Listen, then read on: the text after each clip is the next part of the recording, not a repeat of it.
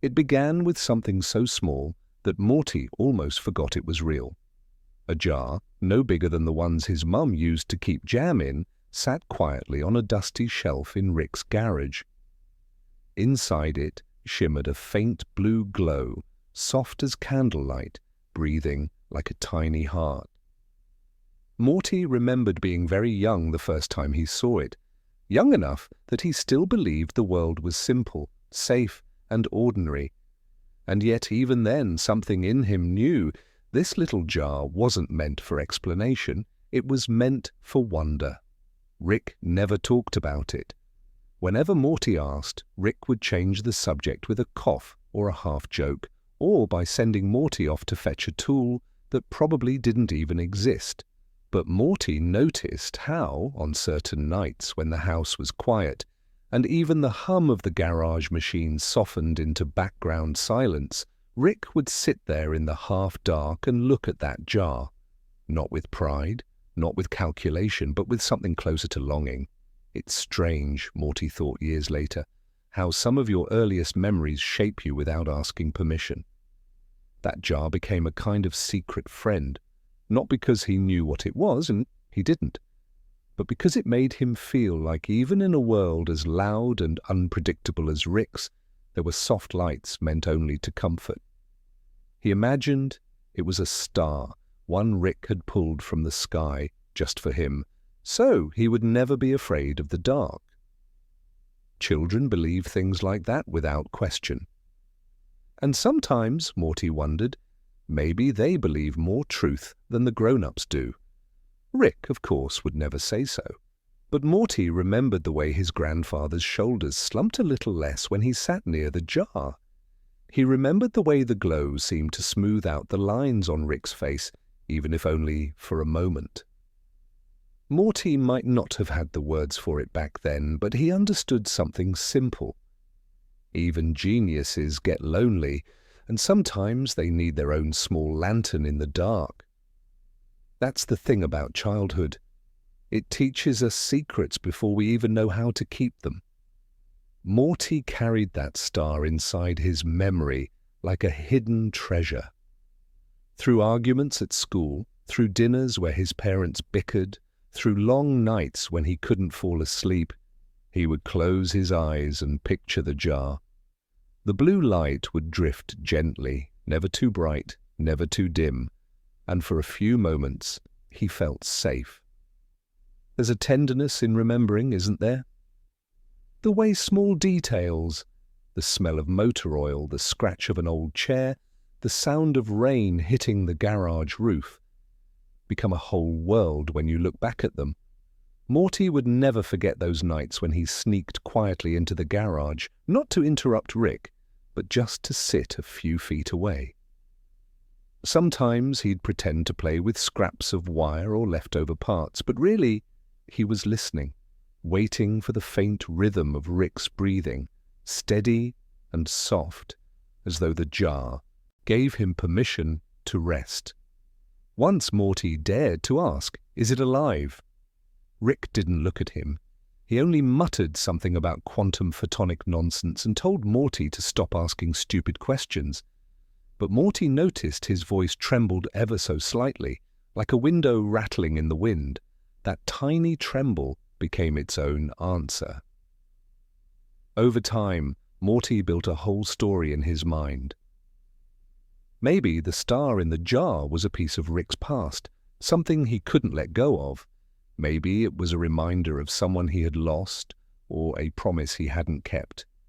Morty never pressed further because sometimes the kindest thing you can do for someone you love is to let their silence remain unbroken. But silence has its own music. Morty began to notice patterns. The nights Rick looked at the jar were always the nights when he drank less, spoke softer, and stared a little longer at the floor before heading back inside. Morty didn't know what that meant, but he held on to it. Because children don't always understand, but they do remember. And memory itself can be a kind of love. Years later, when Morty thought back to those nights, he realized the star was more than a mystery. It was a lesson that sometimes the brightest things are not the ones that shine loudest, but the ones that glow quietly, patiently, waiting for someone to notice. And Morty carried that lesson like a small lantern in his chest, even when the rest of his world spun out of control. One particular night lingered in his memory more than the others. Rain tapped on the garage roof in a slow, sleepy rhythm. The house was silent, the kind of silence that comes only when everyone else has drifted into deep dreams. Morty sat on a stool, legs swinging, pretending to tinker with a broken remote. Rick leaned back in his chair, staring at the jar. For the first time, Morty saw something raw in his grandfather's eyes. Not anger, not arrogance, but weariness. And then Rick did something Morty would never forget. He reached out a trembling hand and touched the jar, just for a second. The light inside flared brighter, as though recognizing him. Morty's breath caught in his throat because it looked less like a machine and more like a heartbeat. Rick noticed Morty watching, of course. He always noticed. But instead of snapping, instead of throwing up that wall of sarcasm he used so often, Rick simply sighed. A long, quiet sigh, the kind that carries the weight of years.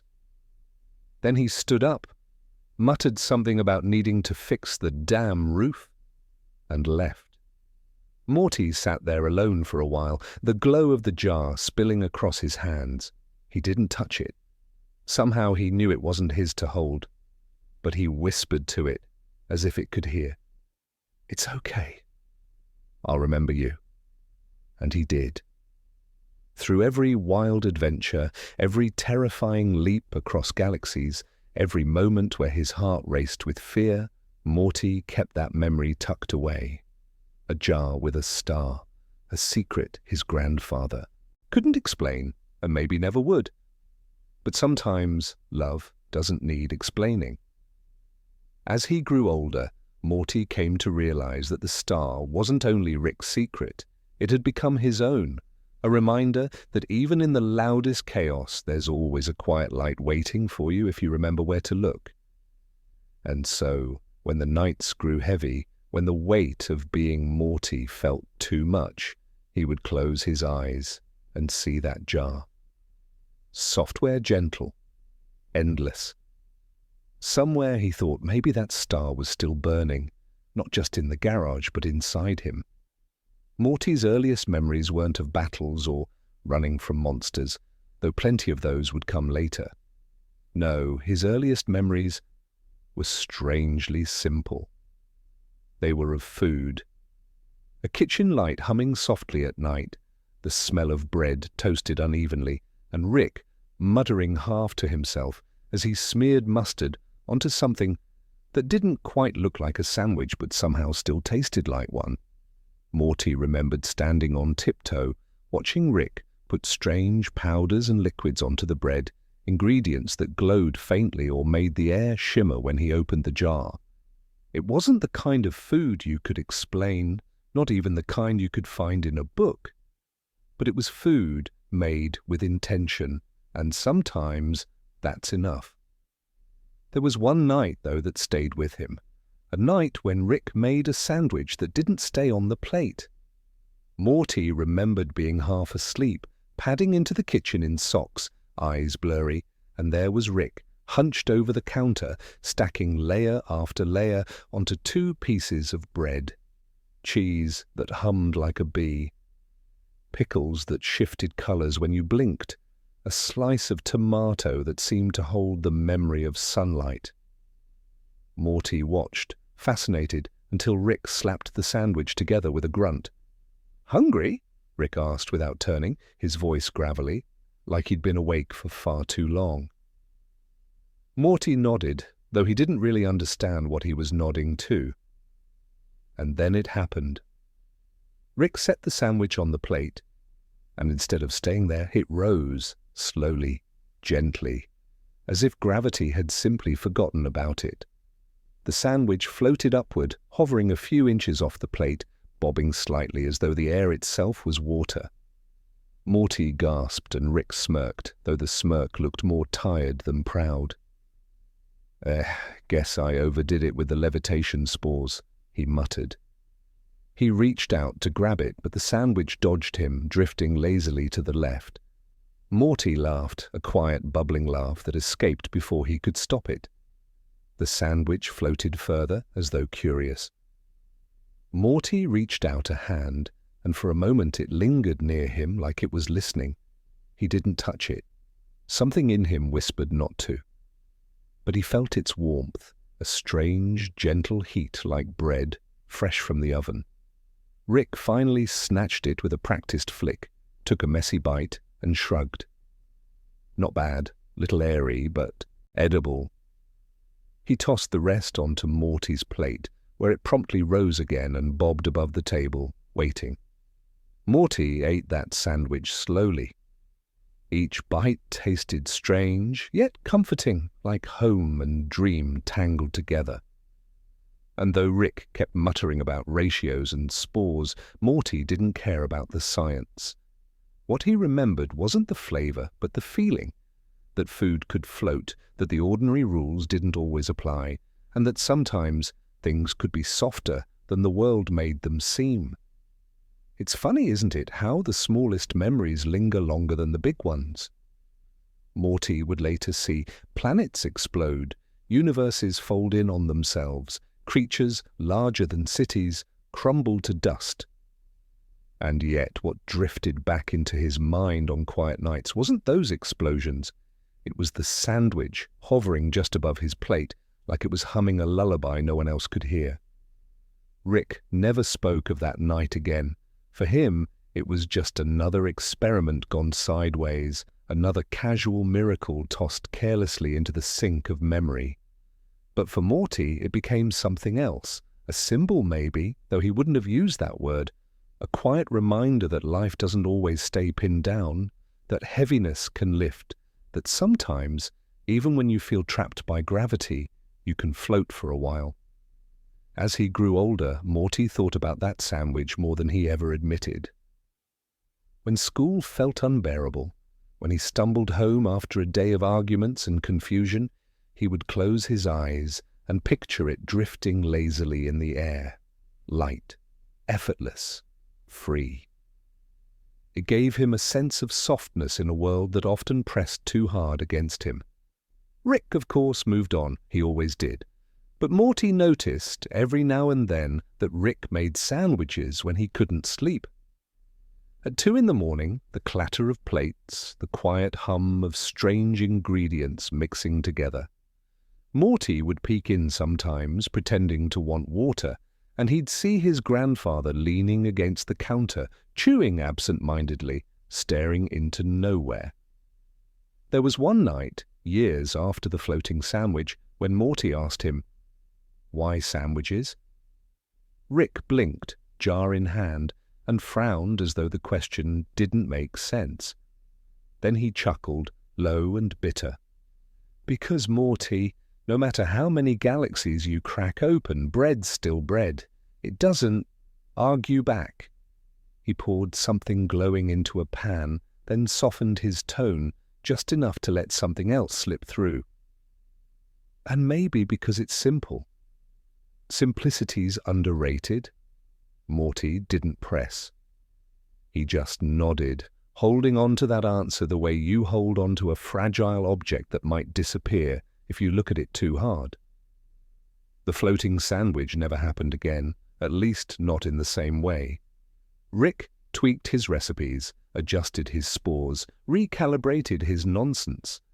But Morty didn't need it to happen again. Once was enough.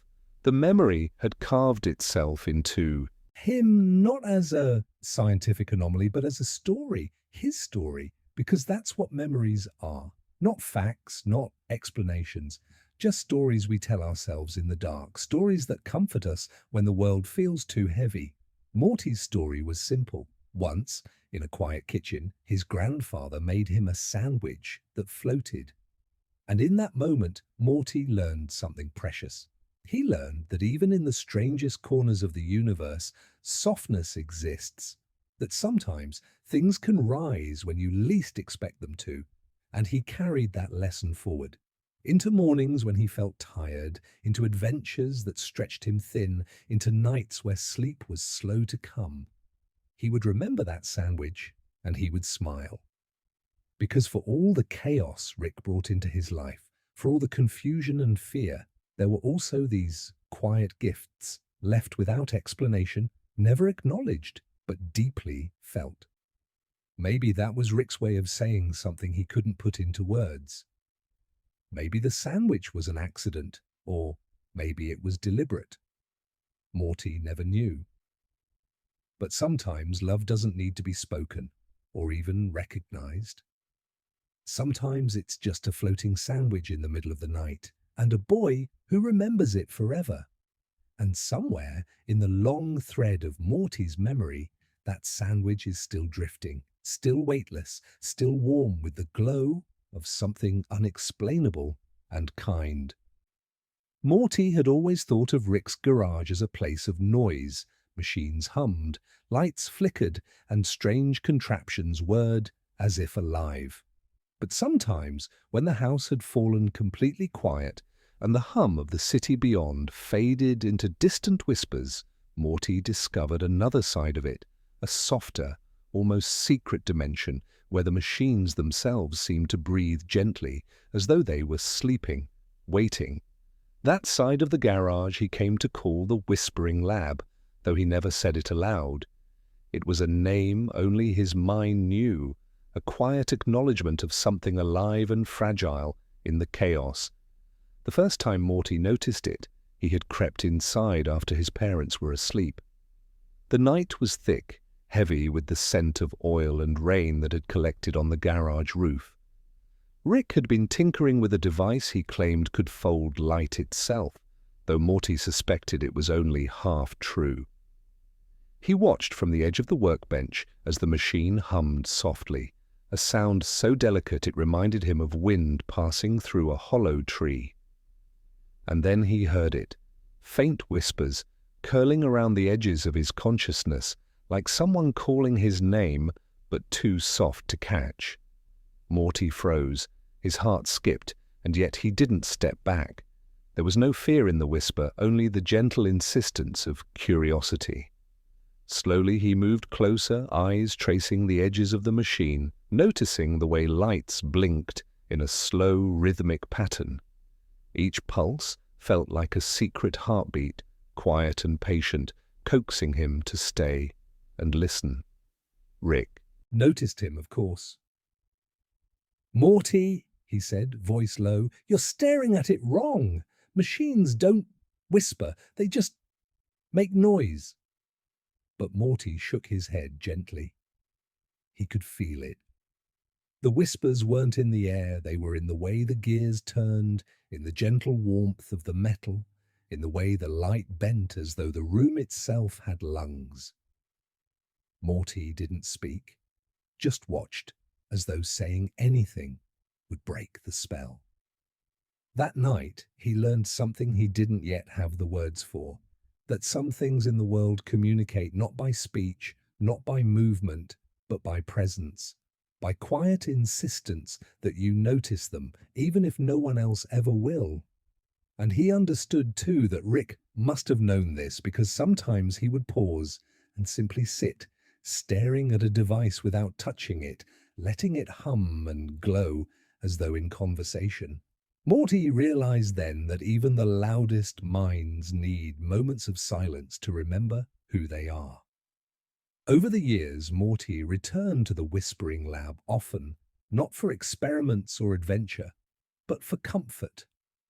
On nights when he felt small or uncertain, when the weight of school, family, and the unpredictable chaos of life pressed down on him, he would slip into the garage and just listen. The machines never judged, they never demanded, they simply existed, patient and persistent, and in their quiet way reminded him that being alive, being present, was enough. There were other things, subtle and strange, that Morty noticed only after a while. shadows in the corners of the lab that didn't quite match the shapes of the objects around them, sparks that drifted in mid-air for a heartbeat longer than they should, a soft, almost imperceptible scent of something floral and electric combined, like a memory trying to find form. Morty could not explain these things, and yet he did not try. There was a lesson in that too. Not everything needed an answer, and not everything needed to be understood. Some moments existed solely to be felt, to be held softly in memory like a delicate bird perched on a shoulder. One particular night, when Morty was older, but still small enough to feel like he might disappear entirely into the world, he stayed in the whispering lab longer than usual. Rick had gone inside for something, leaving him alone. The air was thick with quiet, the kind that makes your ears feel like they are breathing. And then he heard a sound he had never noticed before. A faint melody, a tune that wove around the machines and the tools, tender and incomplete, like a lullaby someone had almost forgotten. Morty traced the sound, moving carefully past counters and shelves stacked high with strange inventions. The tune seemed to drift from the heart of the lab itself, as though the space were alive and singing just for him. He wanted to hum along, but even breathing too loudly felt disrespectful. And yet, in that hushed symphony, he felt something shift inside him, a swelling warmth, like the memory of home, a promise that even in the midst of chaos there could be a place of softness. When Rick returned, Morty didn't speak of it. Rick glanced around, muttering something about needing more stabilizers and adjusting the flux coil, never acknowledging the faint melody, the gentle whispers. Morty realized then that this was their secret, not a secret to hide, but a secret simply to exist. Moments of quiet that needed no explanation, no validation, only presence. Over time, Morty learned to carry the whispering lab with him. Not the garage itself, of course. That place was ever-changing, unpredictable, often dangerous. But the feeling, the soft hum, the gentle glow, the subtle lull of something alive in the background. He found it in small things. The way sunlight filtered through his bedroom window, the tiny buzz of an old clock, the way leaves brushed together in the evening wind. Each one was a whisper, a small echo of that long night, a reminder that there was a calm place inside the storm of life, and that he could return there whenever he needed. There is a kind of wonder that comes from paying attention to the unnoticed. Morty began to understand that not all lessons are loud or spectacular. Some teach you in silence, in the almost invisible pulse of light, in the hum of a machine that seems to breathe. Some teach you how to hold yourself softly, to watch and wait, to listen to whispers that no one else will hear. And the Whispering Lab, for all its strange devices and curious experiments, had taught him this. That night, when he finally stepped out into the dark yard, the rain gently kissing the roof above, Morty felt lighter. The weight of fear, uncertainty, and longing had shifted. Somewhere in the quiet hum of memory, in the shadows that listened and the lights that glimmered, he knew he carried a secret warmth. And for a boy living in a universe that often refused to pause, that was more important than anything else. The Whispering Lab would not remain forever. One day the machines would break, the lights would flicker and die, the hum would vanish. But the memory of it, the soft rhythm, the gentle insistence of being present would live inside Morty. And he would return there, in thought, in dream, in the quiet places between adventures. Because some things are too fragile, too beautiful to be lost. And some whispers are meant to be remembered, not explained. Morty had always felt things more deeply than most. It was a quiet, almost invisible trait, like the faint hum of a machine in a room you hardly notice until you stop and listen. Others could not see it, not really, and sometimes they mistook it for weakness or confusion.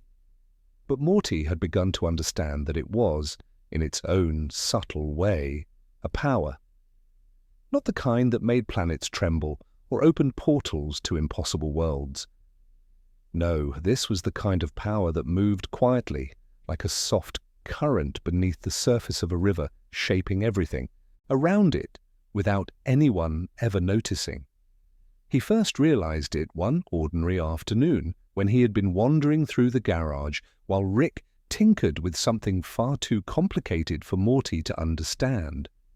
A small creature, part lizard, part something that shimmered like smoke, had stumbled in from somewhere beyond the yard. It was scared, its tiny body trembling, its eyes wide and glistening. Most kids would have screamed or run. Morty knelt slowly, his hands open, careful not to make sudden movements. The creature froze, then gradually it inched closer. Morty didn't push, didn't pull, didn't coax. He simply existed, soft and steady, and somehow the small creature recognized the space he made. That moment, Morty thought, was the first time he understood his small power. It wasn't force or speed or even cleverness, it was patience, quiet attention, the ability to let another being know without words that it was safe, that it was seen, that it mattered.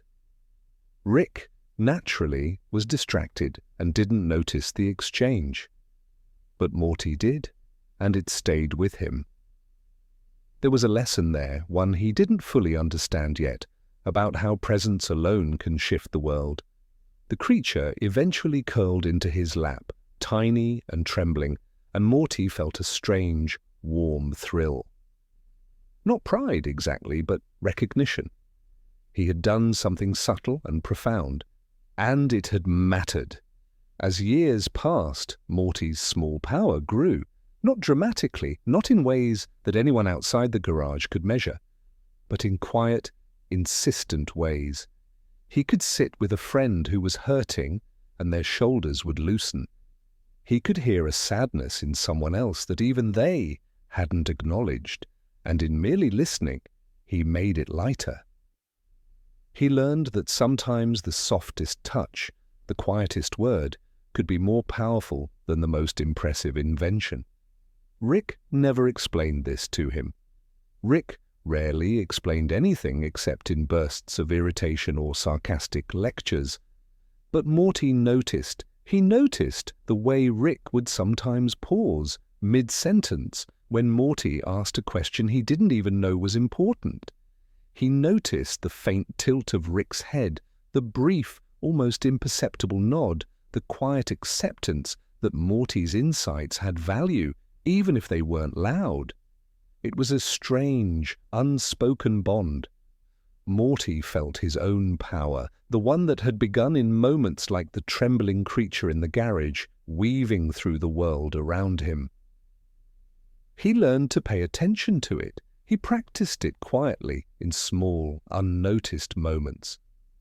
Listening to Summer's frustrations without judgment, noticing Jerry's tiny gestures of love hidden beneath awkwardness, allowing even Rick's sharpest criticisms to roll past without internal collapse. Every action, every quiet attention became part of a tapestry he carried with him. Morty's small power also came with responsibility. He learned, sometimes painfully, that the people around him could feel his calm, his empathy, his attention. That power could soothe, yes, but it could also carry the weight of expectation. He learned to temper it, to let it flow gently, without forcing it. Like water moving through cracks in stone, it was subtle, unassuming, persistent. And the world, strangely, began to soften around him. One night, while Rick slept unusually early after a long bout of tinkering, Morty sat on the steps outside the garage, looking at the sky. Stars sprawled above him, countless and indifferent, but somehow, in their quiet way, they felt alive. He realized that his small power wasn't only for creatures or people, It extended to moments, to places, to memories. He could notice beauty, could dwell in it, could hold it gently in his mind, and in doing so, he shaped the way he moved through the universe. The world became softer because he had taken the time to see it, really see it. That night, he remembered the jar with the tiny star from years ago, the floating sandwich that defied gravity, the whispers in the lab. All these small, soft, almost invisible things were connected. They taught him the same lesson. Some gifts are not flashy. Some truths are not shouted across galaxies. Some powers are felt quietly in the spaces between moments. And Morty understood, finally, that his own power was exactly that. Quiet attention, empathy, the willingness to be present without judgment, without demand. It didn't make him famous, it didn't save planets, but it saved small worlds, the worlds of people and creatures and memories that lived quietly in his heart. There was beauty in this realization. Morty felt a warm, soft thrill in knowing that he carried something unique, something that no machine could invent, no portal could transport, no experiment could replicate. It was his alone, his small, gentle power, a force that existed not in explosions or inventions, but in presence, in patience, in love unspoken. And as he leaned against the cool wood of the steps, listening to the faint hum of the garage and the distant whisper of the night, Morty smiled. Not a wide, loud smile, not the kind that demanded attention, just a quiet curve of lips, a soft acknowledgement of something deeply true, that even in a world so often chaotic and unpredictable, he had a power that mattered, a power that could lift, soothe, and linger like a faint glow in the dark. Somewhere deep inside, he carried it like a lantern, a tiny pulse of light that would guide him through all the strange adventures to come. And that knowledge, quiet and steady, gave him the softest kind of courage, the courage to be present, to be gentle, and to notice the small miracles that others might overlook. Morty had a way of noticing things that nobody else did. Small details, quiet movements, the spaces between words. But there were questions he never asked, not because he was afraid, though sometimes he was, but because he sensed that some answers weren't meant to be spoken. They existed, only in the silence between moments, in the gentle pause of breath, in the soft spaces where memory and imagination met. One evening, he remembered, he had watched Rick for hours without speaking. Rick was working on some device Morty couldn't even name. Sparks flew in careful bursts, and the machine hummed like it had a secret rhythm of its own. Morty wanted to ask 1,000 things about the world, about the stars, about the quiet sadness he sometimes glimpsed in Rick's eyes, but he didn't. He simply sat, legs dangling from the workbench, and watched. The silence between them carried more meaning than words ever could. Some questions, Morty realized, are dangerous to ask, not because the answers will harm you, but because they have a weight that can't be held. There were things about Rick that were tangled and fragile, and Morty knew, in some unspoken way, that asking certain questions might shatter something delicate inside him or inside Rick. So he learned to wait, to observe, to listen. And sometimes the questions became part of him, living quietly, shaping his understanding of the world without ever needing an answer. He thought about the blue star in the jar again, how it had glowed softly, silently, without explanation. He thought about the floating sandwich, the hum of the lab, the small creatures he had comforted with nothing more than patience. All these were mysteries, all these were questions without words. And in that gentle uncertainty, Morty began to feel something like peace. It was strange, he realized, how questions could teach without being answered. How curiosity could live as a quiet companion, a lantern that guided him through moments of fear or confusion.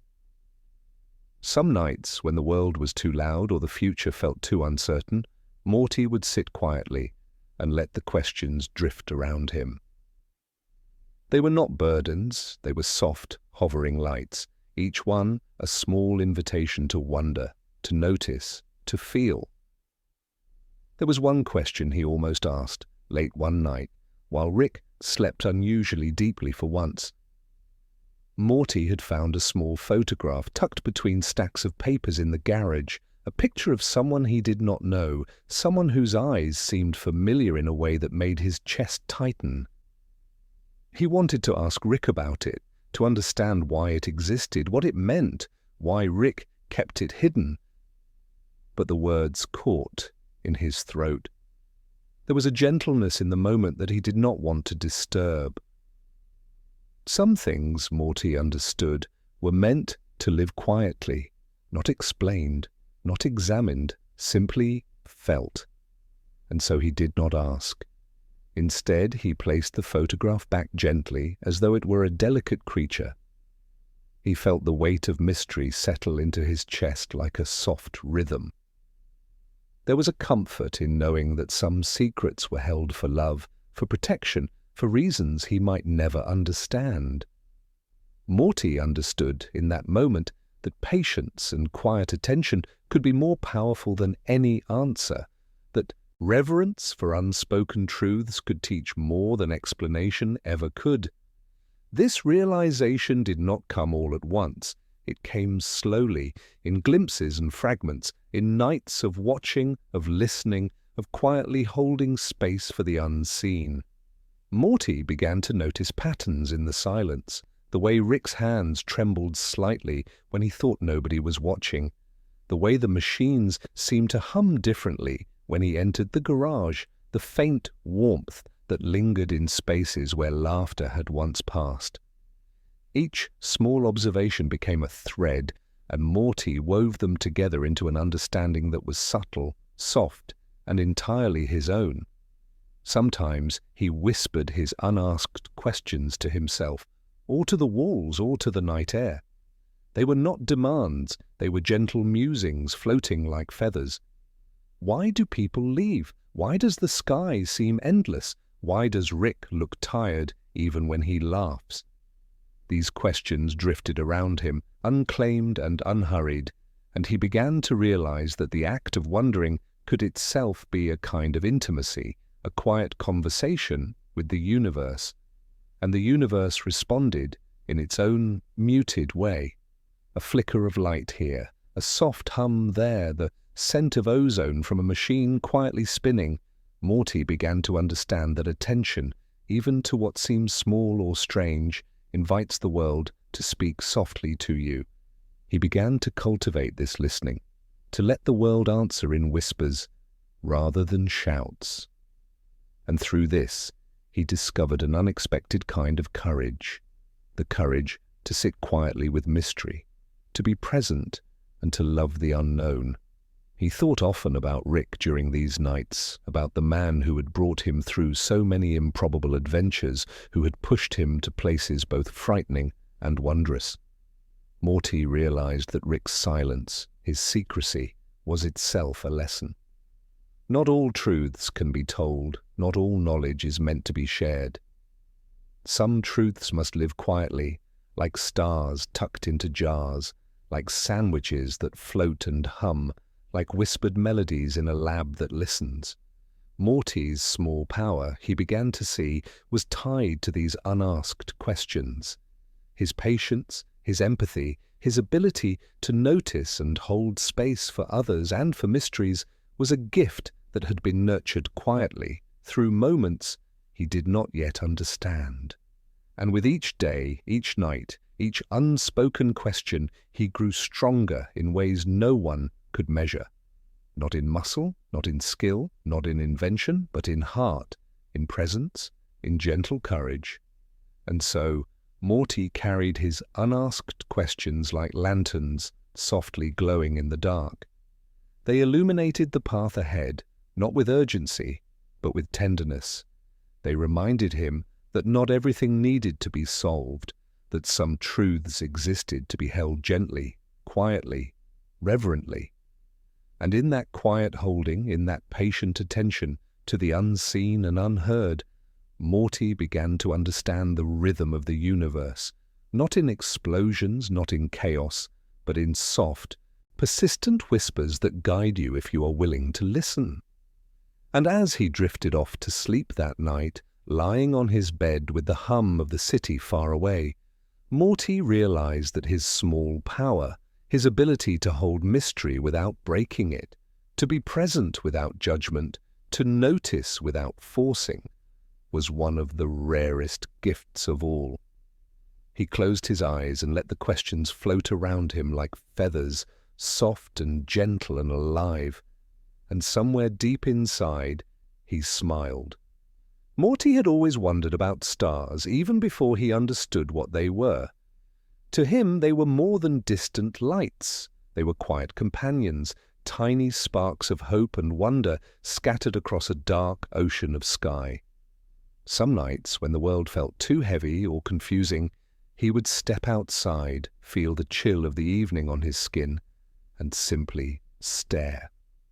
The stars seemed to pulse with patience, as if waiting for someone small to notice them, to acknowledge their presence without trying to name or capture them. One night, when he was too restless to sleep, Morty wandered into the backyard. The air smelled faintly of rain, damp earth, and ozone from Rick's garage. He lay down on the soft grass, letting it cushion his small body, and gazed upward. The stars were countless, endless, and yet somehow intimate. He felt a strange tug in his chest, a combination of awe and quiet longing, and he realized he was holding on to the feeling like it was fragile glass. Rick came outside unexpectedly, his lab coat rumpled and his hair sticking out in wild, jagged directions. Morty expected a lecture or a sarcastic remark, but Rick simply stood for a moment, hands in pockets, staring at the same sky. There was a softness in him Morty had rarely seen, a rare pause in the usual chaos of his mind. "You ever think about them too much, Morty?" Rick asked, voice low, almost a whisper. Morty shook his head. "Not too much," he said. I like to see them." Rick chuckled softly, a sound more tired than amused. "Yeah, me too." And for a long while they simply watched. No words, no urgency, just the quiet presence of two people and the soft scattering of light above. Morty began to notice something peculiar about those nights. Sometimes the stars seemed to shimmer more brightly, as though responding to his gaze. Sometimes he thought he saw faint trails, like whispers of comets, brushing the darkness. And in those moments, Morty understood that the stars weren't just distant objects. They were reminders, delicate beacons of continuity in a universe that often felt too unpredictable, too loud, too vast. He remembered the jar in Rick's garage, the small blue star that had glimmered without explanation. He thought of floating sandwiches and whispering machines, of creatures calmed by his gentle presence, of the unasked questions he carried like lanterns. And he realized something remarkable. The universe, in all its chaos and strangeness, was composed not just of loud events and explosions, but also of soft, persistent miracles, quiet sparks meant to be noticed, to be held, to be understood in silence.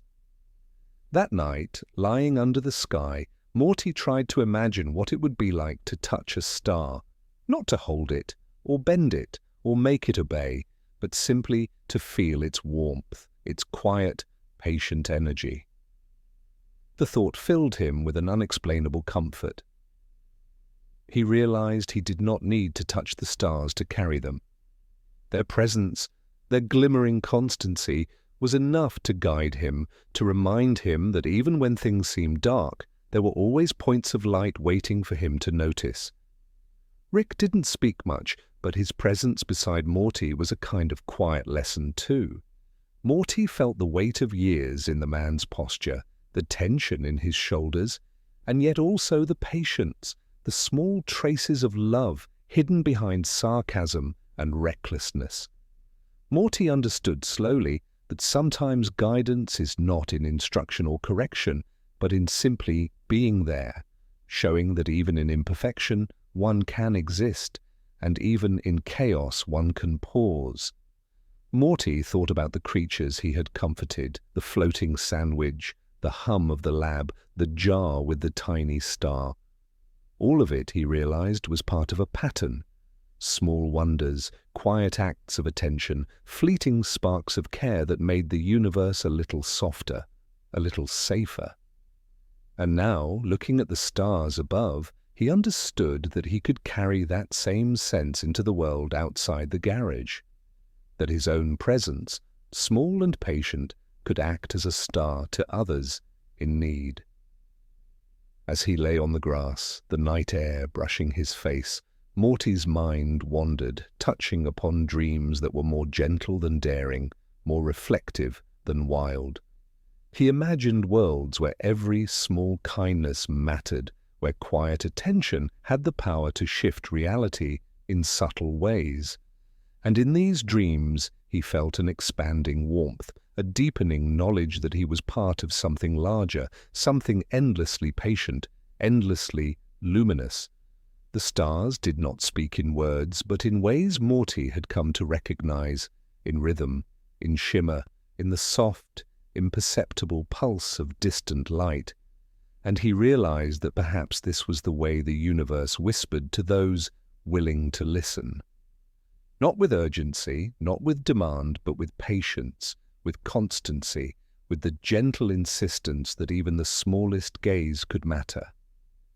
Eventually Morty closed his eyes. The night was cool, the grass soft beneath him, the stars still blinking overhead. And in the quiet of that moment, he felt a deep exhale of peace settle into him.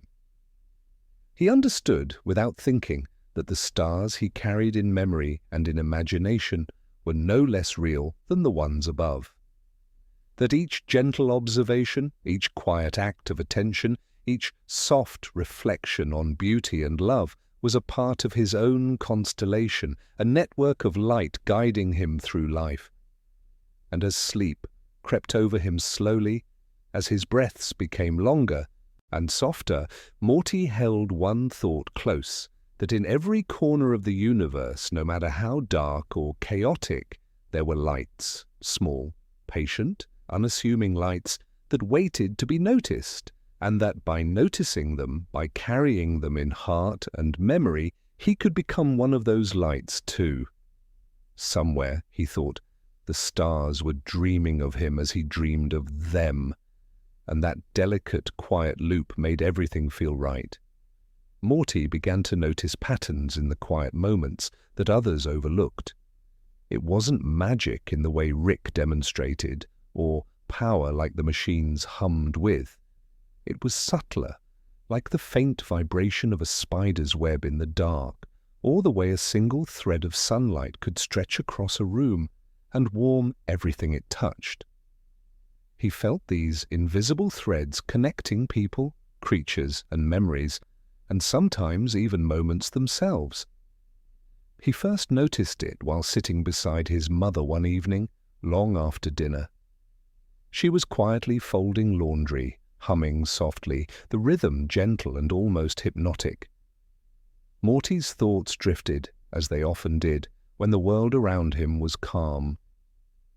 And then he realized he could feel the edges of something he hadn't named yet, a thread, faint but insistent, stretching between them, woven from attention, care, and years of shared space.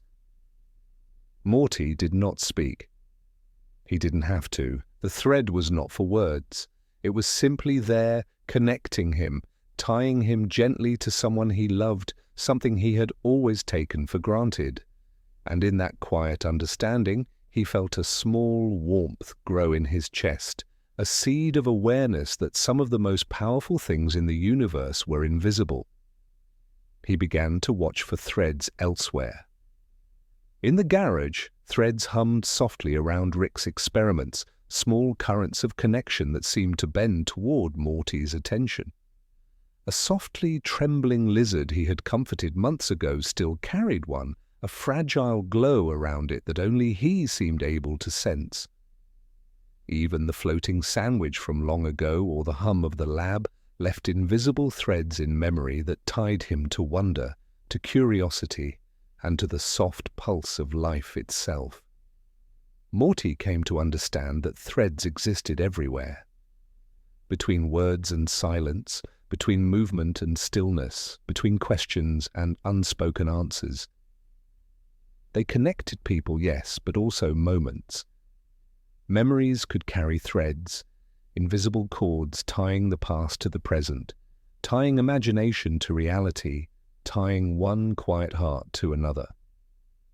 Morty realized he could follow them sometimes if he listened carefully enough, and even leave threads behind for others to feel, to follow, without ever knowing he had placed them.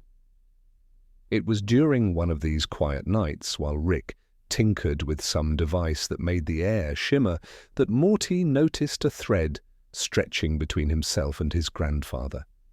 It was faint, subtle, but undeniable, a line of connection woven from years of shared absurdity, frustration, lessons, and moments of soft understanding. Morty understood then that the invisible thread wasn't something Rick had taught him. Rick rarely explained anything, rarely offered guidance in ways Morty could hear, but his presence, chaotic as it often was, had spun a quiet tether. Morty could feel it linking them, holding them in a delicate balance that neither words nor force could achieve. These threads were delicate, though. Morty noticed how easily they could fray if ignored. A harsh word, a missed gesture, a moment of inattentiveness, each could weaken the connection until it seemed almost gone. And he realized that the threads demanded patience, attention, and gentle care. They were not burdens, nor were they obligations. They were invitations to notice, to honor, to be present. Morty also noticed threads that were older than him, threads he could not reach, but could sense in the quiet edges of the universe. He felt them linking stars to memory, planets to longing, creatures to fleeting moments of joy. And in his small way he realized he could add to these threads, leaving traces of softness and care in his wake, invisible and patient, like tiny constellations waiting for someone to see them. One night, while lying on his back beneath the vast expanse of stars, Morty traced threads that seemed to stretch from his chest to the heavens. They trembled faintly, like whispers of wind through leaves, carrying his curiosity, his longing, his small acts of kindness, and the stars seemed to pulse in response, not violently, not with spectacle, but with gentle acknowledgement. The threads, Morty realized, were more than connection. They were proof that even in silence, even in the absence of recognition, his presence could ripple outward, shaping the world quietly but meaningfully. He thought about the floating sandwich, the hum of the whispering lab, the unasked questions he carried, the small creatures he had comforted, and the way his mother's gentle rhythms touched him. Each one had left a thread, and he understood that he could continue the pattern, weaving his own small lines of light and warmth across the universe, invisible yet persistent. The invisible thread became a quiet companion to Morty, a steady pulse he could feel when life became confusing or frightening. It reminded him of the patience of the stars, of the quiet power in presence, of the small but undeniable impact of kindness, observation, and attention. And he realized that he could follow threads even where he could not see the end, trusting that they would lead him to understanding, to care, to connection, to love. Sometimes, when Rick muttered something sharp or the world seemed heavier than it had any right to be, Morty would close his eyes and feel the threads stretching out from him, holding him, connecting him to the quiet corners of life. He began to understand that threads could survive storms, chaos, and fear.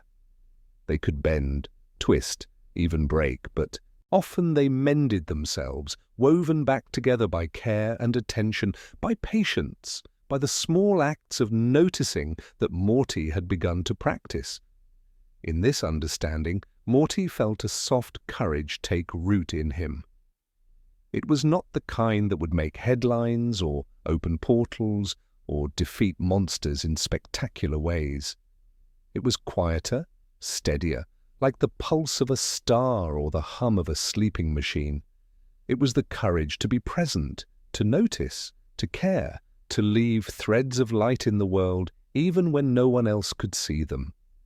And as he drifted off to sleep that night, curled in his bed, while the hum of the city and Rick's distant mutterings filled the quiet spaces, Morty held one truth softly in his heart: that invisible threads connect everything, that the universe is stitched together with them, that even the smallest attention, the gentlest act, the softest thought can ripple across the fabric of existence, and he, in his small, careful way, could add to that tapestry. Somewhere, deep within him, he knew that these threads, delicate and unseen, would continue long after the night ended, long after memories faded, long after the chaos of adventure and time had passed. And that was enough. Morty had always lived amidst a kind of chaos, though it was not the loud, explosive kind he sometimes expected from adventures with Rick. No, this chaos was subtler, woven into the edges of everyday life, in the soft unpredictability of machines, the flicker of lights, the quiet shifts of energy that seemed to hum beneath the surface of the world.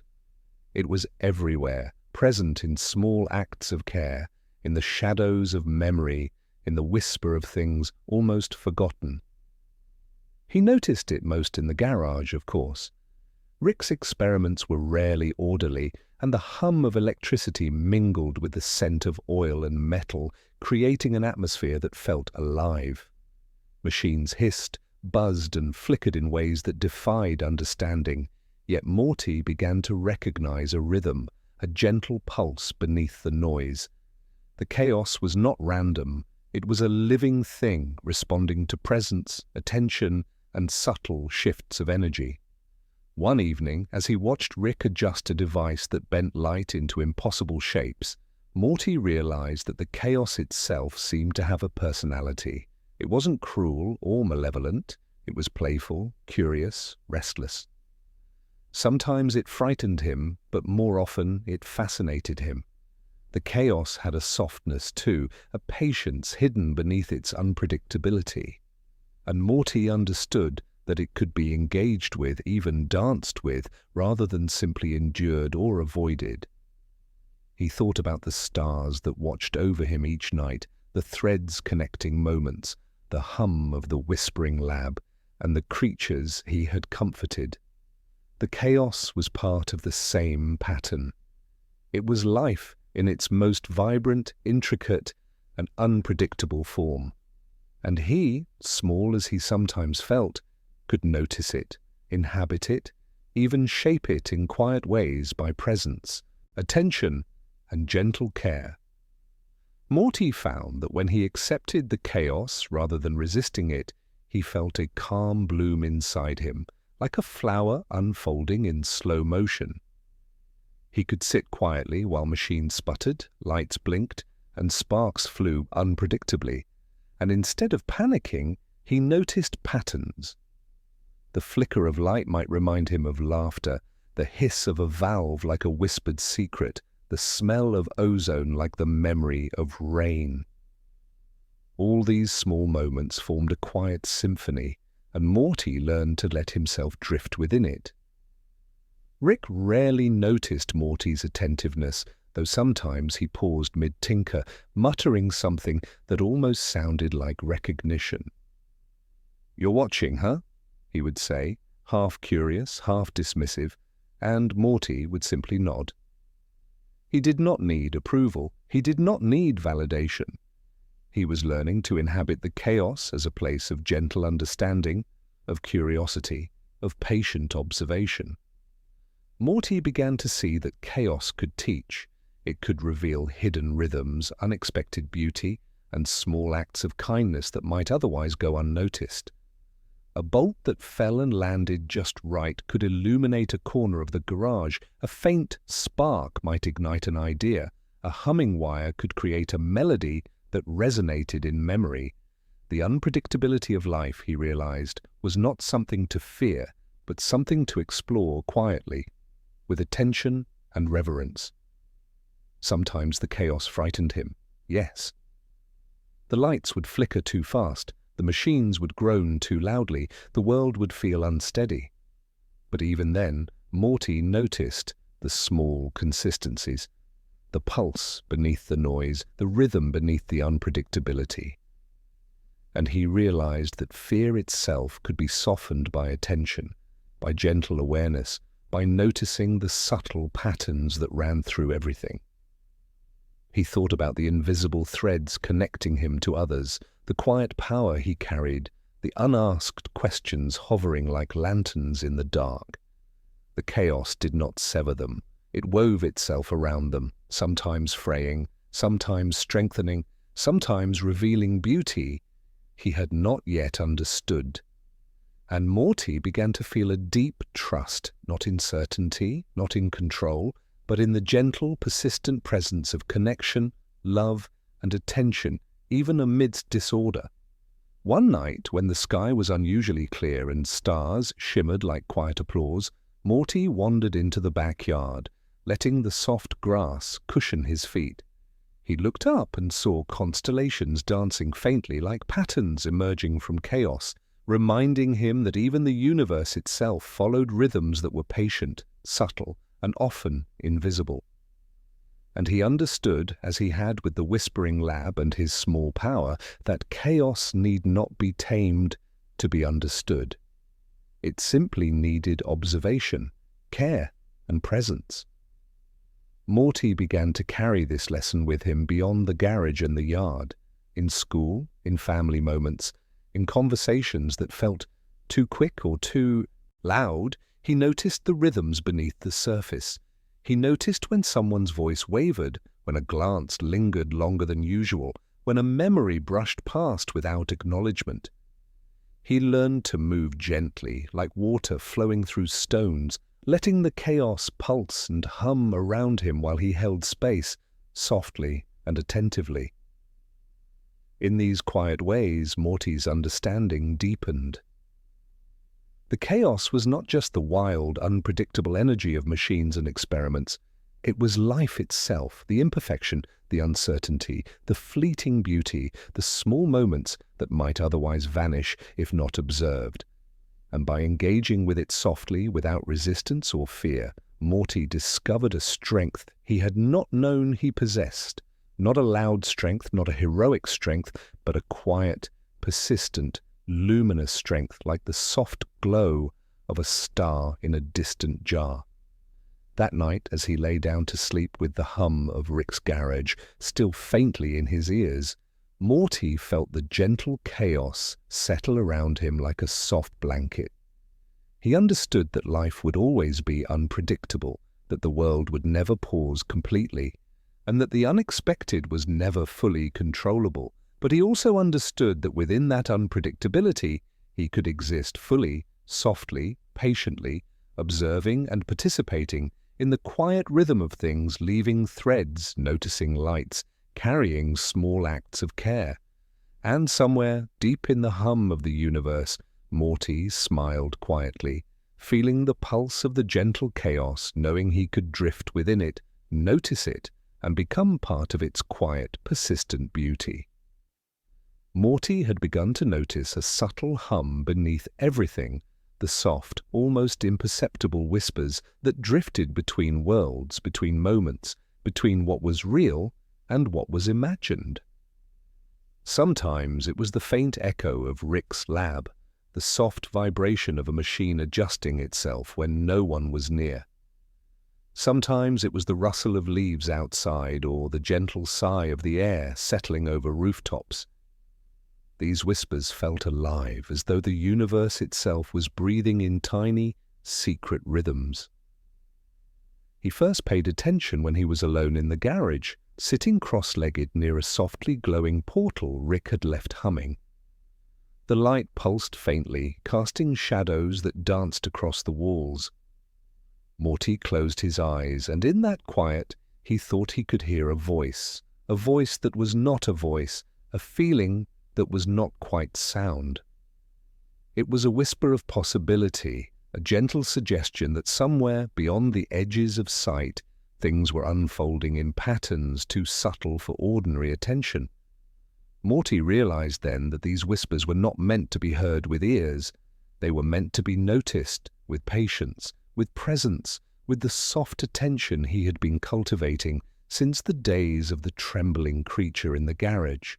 The world, he understood, was layered with quiet currents, invisible threads, gentle chaos, and soft signals that guided him if he was willing to slow down enough to perceive them. Sometimes he imagined that the whispers were conversations between worlds themselves. One would murmur a pattern, and another would respond, and Morty, small and quiet, could feel the rhythm, could sense the motion of it, though he could not understand it fully.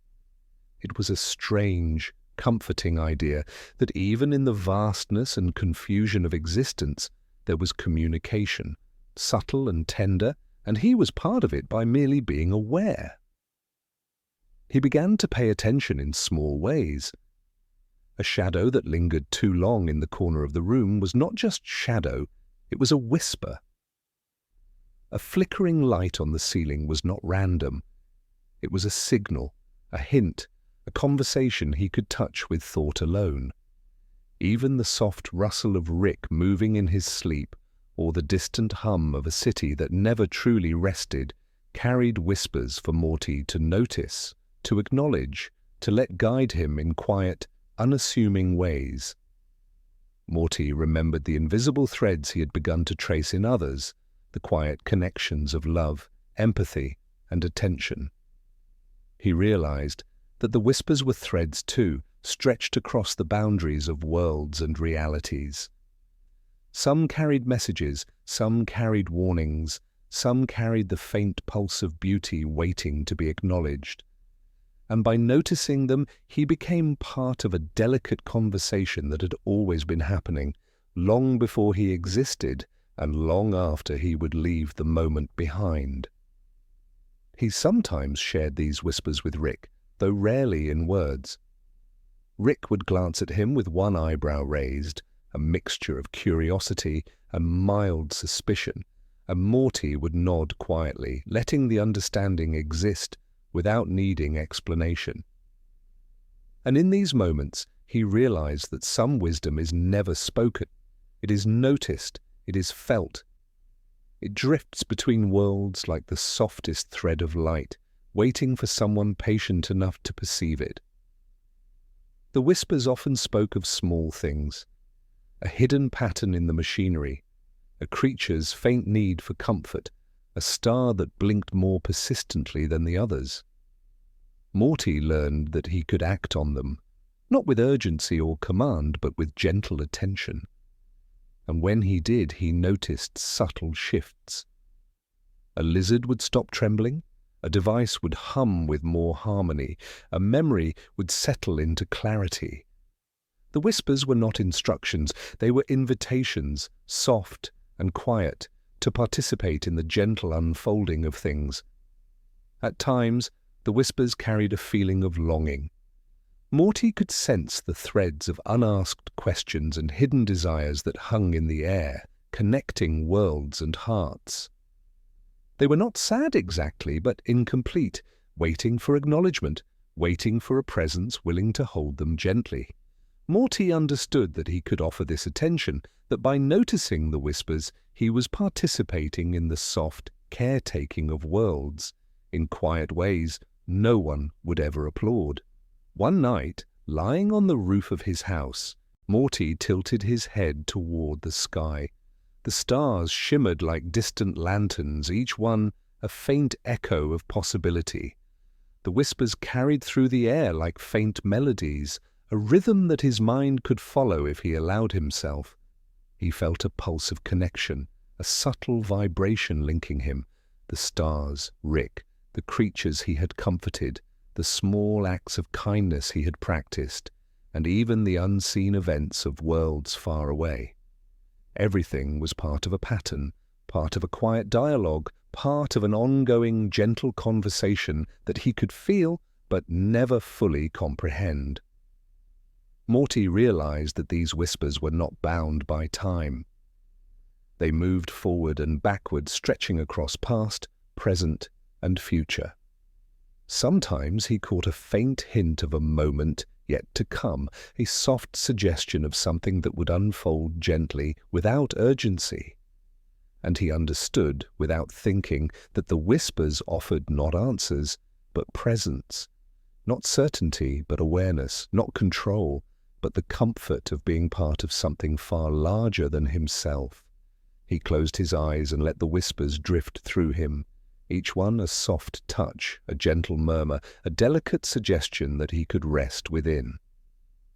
The hum of the garage, the far-off pulse of the stars, the threads of connection, the chaos, all of it, the universe breathed around him, and he breathed back, in rhythm with the quiet song that always existed between worlds. And as sleep began to pull him gently into its currents, Morty felt a soft exhale of understanding settle in his chest. That he was part of the whispers, that the whispers carried him, and that noticing them, honoring them, and drifting within them was itself a kind of quiet heroism.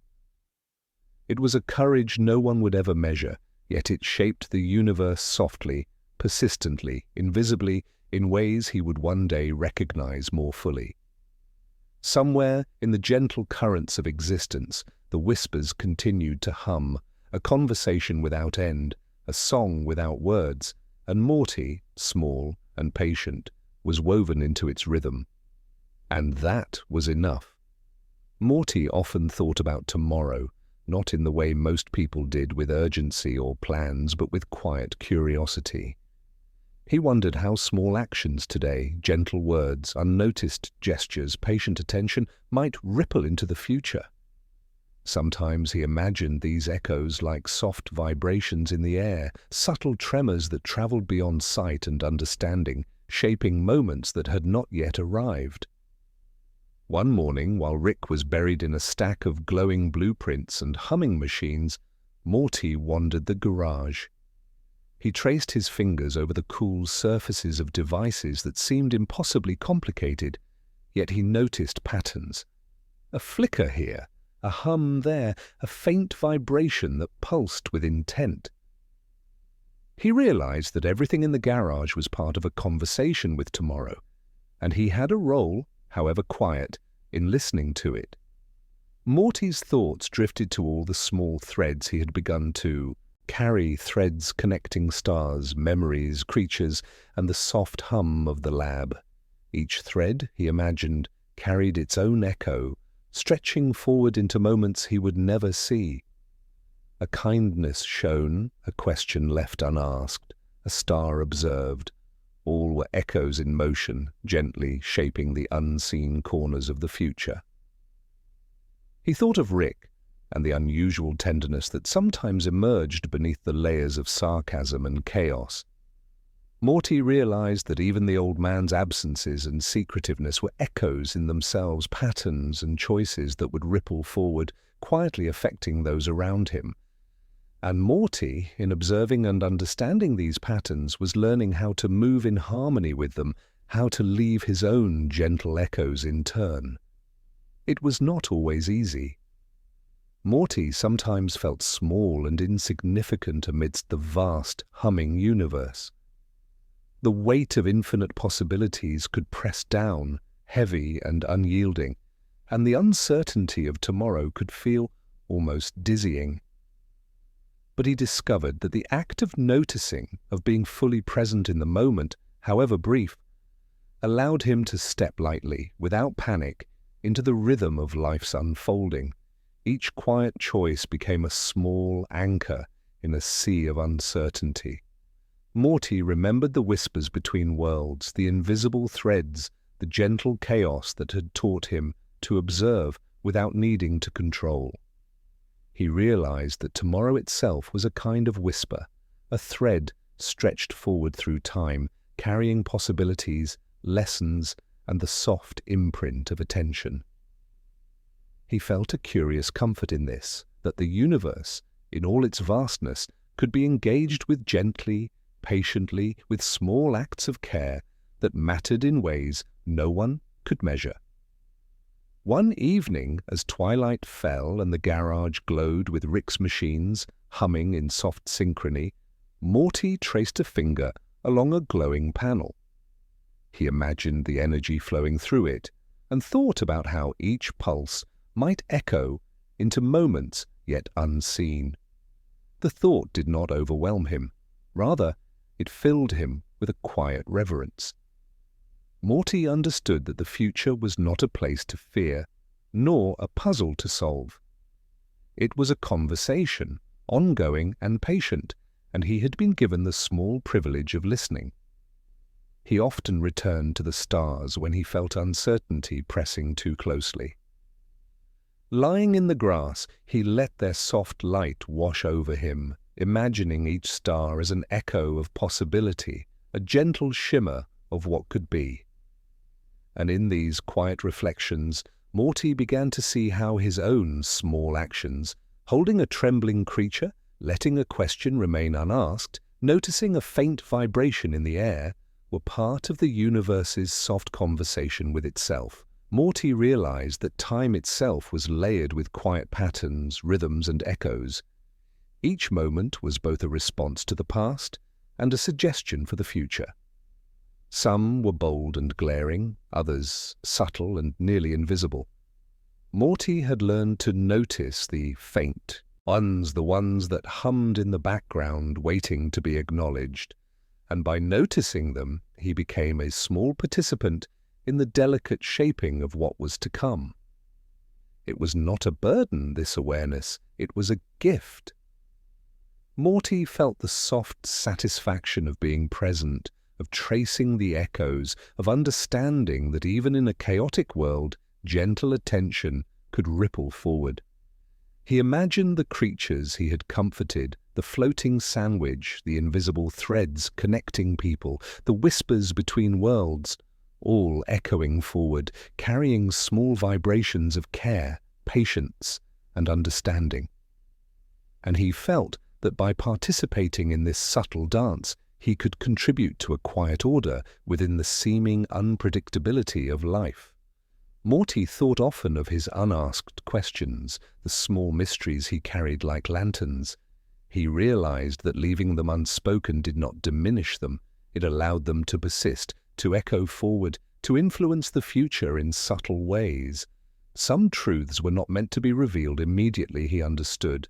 They existed in a delicate balance, waiting for attention, for understanding, for the gentle patience of someone willing to hold them without forcing. That night, lying on the roof, with the cool air brushing his face and the stars blinking faintly above, Morty closed his eyes and listened. The universe hummed around him, carrying echoes of countless small acts, countless whispered possibilities, countless gentle threads stretched across time and space. And he felt himself as part of it, a small but persistent note in the quiet symphony of existence. He felt the pulse of tomorrow in the soft vibrations that traced along his skin, the hum of the stars, the quiet presence of Rick, and the gentle weight of threads and whispers he had begun to understand. Morty understood at last that the future was not to be controlled or predicted. It was to be listened to, noticed, and held with gentle care. And as sleep pulled him slowly into its embrace, Morty exhaled softly, letting the echoes of the day and the possibilities of tomorrow settle around him. The hum of the universe, the whispers between worlds, the invisible threads, and the gentle chaos all wove together into a quiet, persistent rhythm. Morty, small and patient, allowed himself to drift within it, feeling the soft assurance that presence, attention, and care, however subtle, echo forward, shaping the unseen with light and quiet warmth. Somewhere in the slow unfolding of existence, the echoes continued, carrying Morty along their gentle currents, and that was enough. Morty discovered a small, forgotten corner behind Rick's garage, a place where time seemed to slow. Wildflowers grew in gentle chaos, swaying with the wind in rhythms that felt deliberate, yet effortless. The grass was soft, dotted with tiny dewdrops that reflected the faint glow of nearby machines, and the air carried the scent of earth, metal, and something unnameable, something quietly miraculous. He liked to sit there after long days of quiet observation, letting the world's noise fade into a soft hum. The garden, with its gentle chaos, seemed to exist outside urgency and expectation. Each plant had its own pulse, each shadow its own story. Morty could feel the invisible threads connecting everything, the flowers to the earth, the soil to the machines, the sky to the faint shimmer of distant stars. He realized he was learning something profound. That presence mattered more than action, that by simply noticing, by simply existing gently in a space, he could honor the life around him and the currents of time flowing invisibly beneath. Each breath he took in the garden was an act of attention, each glance a small acknowledgement of the delicate interweaving of everything. Sometimes Rick would appear, leaning against the doorway with his usual rumpled coat, observing Morty silently. Morty did not need words from him. The elder's presence, chaotic yet steady, was enough. It was a reminder that even in wild unpredictability, one could find spaces of calm, and in those spaces the smallest attentions could create echoes, ripples, threads that extended far beyond the garden's quiet borders. Morty began to notice the creatures drawn to this quiet corner. Small insects, a lizard that seemed less afraid than usual, a bird that perched briefly before flying off again. They moved around him as if sensing the subtle rhythm he carried, the gentle attention he offered without judgment or interference. It was a dance, quiet and unspoken, between observer and observed, and Morty felt a deep, serene joy in participating in it. The garden became a mirror for the universe itself, a living, breathing tapestry of threads, echoes, and whispers. He traced invisible lines connecting petals, creatures, shadows, and the distant shimmer of stars, realizing that the microcosm reflected the macrocosm. Life was a series of delicate connections, and each small act of noticing was a contribution to the greater harmony.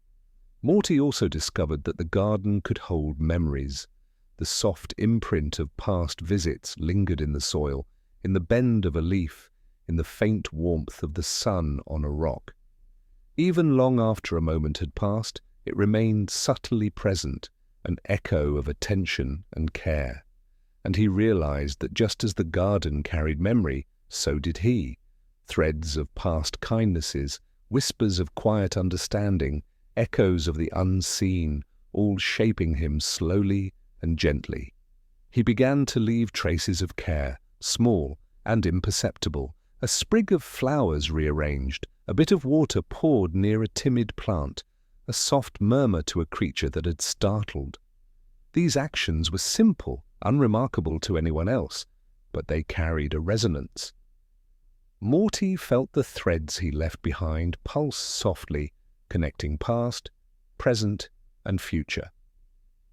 Rick sometimes asked him questions in the garden, though rarely directly. "You ever feel like you're part of something bigger, Morty?" he murmured one evening, voice low, not urgent, not demanding. Morty nodded, looking at the gentle chaos around him, the subtle rhythms and pulses that carried life silently. "Yeah," he whispered, "I think I can feel it, like threads." Rick's eyes softened, just a fraction, and he turned back to his tinkering, leaving Morty to the quiet hum of the garden. Morty began to understand that the threads, whispers, echoes, and gentle chaos were all intertwined. The garden was a small reflection of that understanding, a place where life persisted quietly with complexity and beauty, and where even the smallest presence could matter.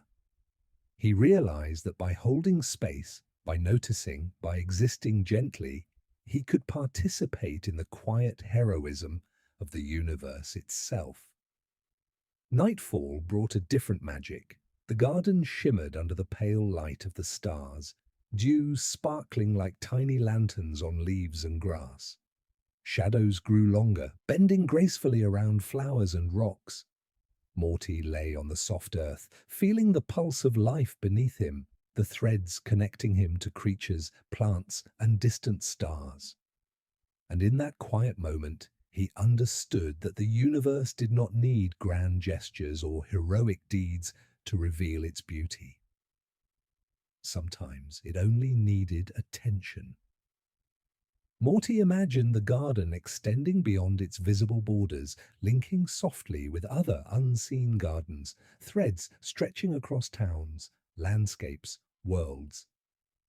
Every quiet act, every small attention, every gentle acknowledgement became part of this vast, unspoken network. He realized that by noticing, by caring, by existing, he was adding his own faint but persistent pulse to the rhythm of life itself. The garden became a sanctuary for him, a place to rest, to notice, to imagine, to connect, to dream. Each visit deepened his understanding of life's delicate rhythms, its quiet heroism, its invisible threads. He realized that he could carry the garden within him wherever he went, and let its gentle lessons shape his actions, his presence, and his attention to the world. As he drifted to sleep that night beneath the quiet shimmer of stars and the gentle sway of wildflowers, Morty held one truth close: that life, in all its unpredictability and subtlety, was composed of quiet acts of attention, gentle care, and invisible threads connecting all things. And by noticing, by being present, he could leave traces of light in the world, echoes that would ripple softly, persistently, beyond the garden, beyond the night, beyond the reach of immediate sight. Somewhere in the hum of the universe, the garden continued to exist, threads stretching in all directions, whispers carrying forward. And Morty, small and patient, was part of it all. And that was enough. Morty had begun to notice that light was never just light, and shadows were never just darkness. Each carried a subtle story, a gentle rhythm, a quiet suggestion that life was never purely one thing or another. The soft glow of a lamp in Rick's lab, the faint shimmer of a portal, even the slant of sunlight across his bedroom floor seemed to whisper secrets he could barely understand. He discovered that light could be a teacher, not the harsh, glaring kind that demanded attention, but the gentle, reflective kind that revealed patterns slowly, like ripples across water. Shadows, conversely, were not to be feared. They were soft echoes of light, spaces where quiet observation mattered most. Morty realized that both existed to be noticed, to be acknowledged, to be carried with care. One afternoon, he wandered into the garage while Rick was absorbed in some tinkering, and noticed the way the sunlight caught on a spinning gear. It wasn't bright or dramatic, just subtle, a glint that moved like a heartbeat. Morty's breath slowed as he followed the movement with his eyes, noticing the way shadows bent and stretched in response. And then, as if for the first time, he understood that shadows were not empty. They were alive with echoes of light, waiting for someone to recognize their presence.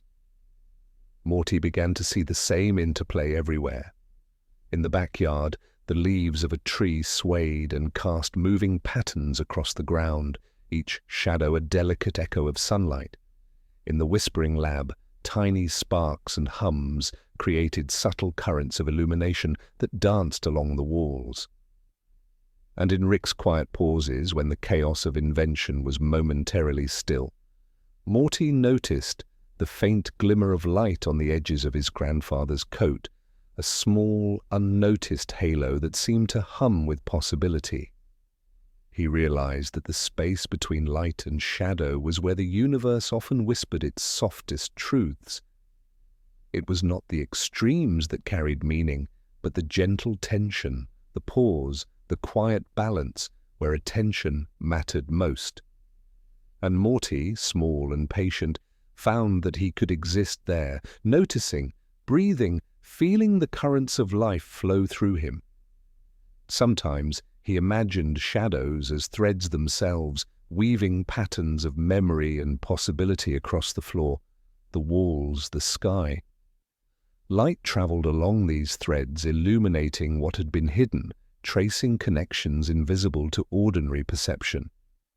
Morty felt a quiet joy in following these subtle pathways, understanding that even the smallest acknowledgement could ripple outward, shaping moments in ways that were gentle but profound. The light also carried warmth, a quiet comfort that shadows could never diminish. Morty learned to pause within these moments, letting warmth settle into his chest, his thoughts, his awareness. It reminded him of his mother's soft humming, the invisible threads that connected him to Rick, the echoes of care he had begun to leave behind in the garden, in the lab, in quiet corners of life. Light was not just illumination, it was acknowledgement, presence, and subtle guidance. He began to notice that shadows too had a purpose. They were spaces where attention could linger without pressure, places where quiet observation could take root. Shadows were not absence, they were potential, waiting for light, waiting for understanding, waiting for someone small and patient to notice the dance between presence and absence. Morty realized he could exist in both, letting the edges blur gently, allowing himself to feel the rhythm of life in its softest dimensions. One evening, as the sun began to sink below the horizon, and the garage glowed with a mix of natural and artificial light, Morty traced a finger along the faint outline of a shadow on the wall. He imagined the shadow speaking, carrying stories from long ago, whispers from worlds he had not yet visited, echoes of creatures he had comforted, threads stretching between moments he had not yet understood. And he felt a deep, quiet connection, a gentle certainty that noticing, even silently, was enough. Morty thought about the future, about the echoes of small acts, about the threads connecting light, shadow, creatures, machines, and memory. He understood that the interplay of illumination and darkness was like life itself. Sometimes obvious, sometimes subtle, always moving, always shaping experiences in ways too small to be measured, but too significant to be ignored. He remembered the gentle chaos, the whispers between worlds, the invisible threads he had begun to trace, the quiet gardens, the soft hum of portals, and the faint rhythm of Rick's presence. All of it flowed together here, in this moment, in the space between light and shadow.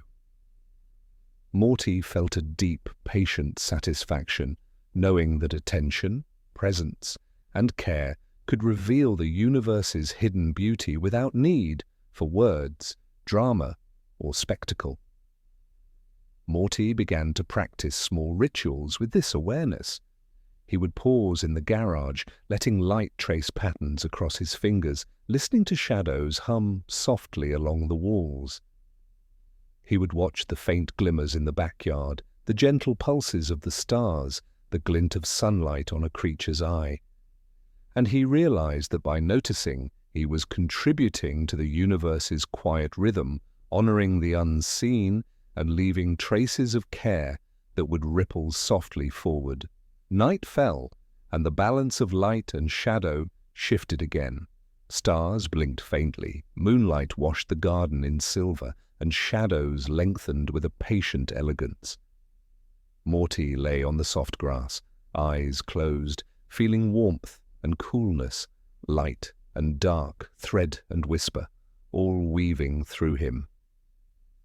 He understood that the universe did not demand perfection or control or clarity. It only asked for presence, attention, and gentle acknowledgement.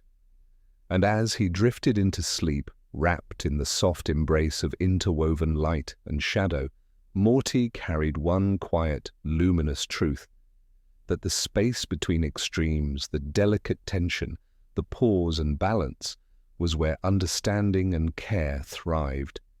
And he, small and patient, could be part of it, tracing threads, listening to whispers, following echoes, and adding gentle pulses to the universe without anyone else ever noticing. Somewhere, across the unseen currents of life, light and shadow continued to converse, threads stretched softly, and Morty, small and present, drifted within it all. And that was enough. Morty began to see life as a bridge, not a straight line, but a delicate span made of countless small moments, each one connecting to another in ways too subtle for most to notice. He imagined stepping lightly along this bridge, feeling the gentle pulse beneath his feet, sensing the threads of time, memory, and attention stretching forward and backward simultaneously. It was in the quiet of the garage one late evening that he first noticed the bridge in earnest. Rick had gone off to some distant experiment, leaving only the faint hum of machines behind. Morty wandered past glowing devices and tangled wires, and his gaze fell upon a small, forgotten sketch Rick had left on a workbench. The paper was slightly crumpled, the ink smudged in places, but the shapes on it suggested a path, a connection, a possibility. Morty understood instinctively that this was part of the bridge, a moment left to be traced, to be noticed, to carry its quiet weight into what was yet to come. He realized that each moment on the bridge carried its own energy. Some were bright, shimmering with clarity, like sparks that illuminated the steps ahead. Others were shadowed, dim, uncertain, yet they pulsed softly with hidden meaning, waiting for attention to recognize them. Morty understood that the bridge was not just a metaphor, it was a living, breathing construct of attention, presence, and care. Morty's thoughts often drifted to the creatures he had encountered: the small, trembling lizard, the faintly humming insect, the soft-hearted being he had comforted in the lab. Each had left its mark on the bridge, subtle but indelible. And he, in return, left traces of his own presence, a gesture of patience, a quiet act of care, a lingering thought that respected their existence. The bridge was built not of grand gestures, but of countless small, gentle choices. Sometimes the bridge trembled beneath the weight of uncertainty. Morty felt the vibrations of decisions not yet made, of questions left unasked, of possibilities stretching in directions he could not yet perceive. But he learned to move patiently, tracing each step with care, feeling the rhythm beneath his feet, listening to the soft hum of threads connecting moments. The tremors did not frighten him. They reminded him that life was alive, responsive, and constantly reshaping itself in quiet, imperceptible ways. Morty noticed that the bridge was not entirely solitary. Threads of others' attention wove alongside his own, forming subtle connections. Rick's presence, however chaotic, was a persistent pulse. The creatures, the stars, even the garden behind the garage contributed faint vibrations, all merging with Morty's gentle awareness. He realized that the bridge was a shared construct, a space where presence could meet presence, attention could meet attention, and small acts could echo across the span of time.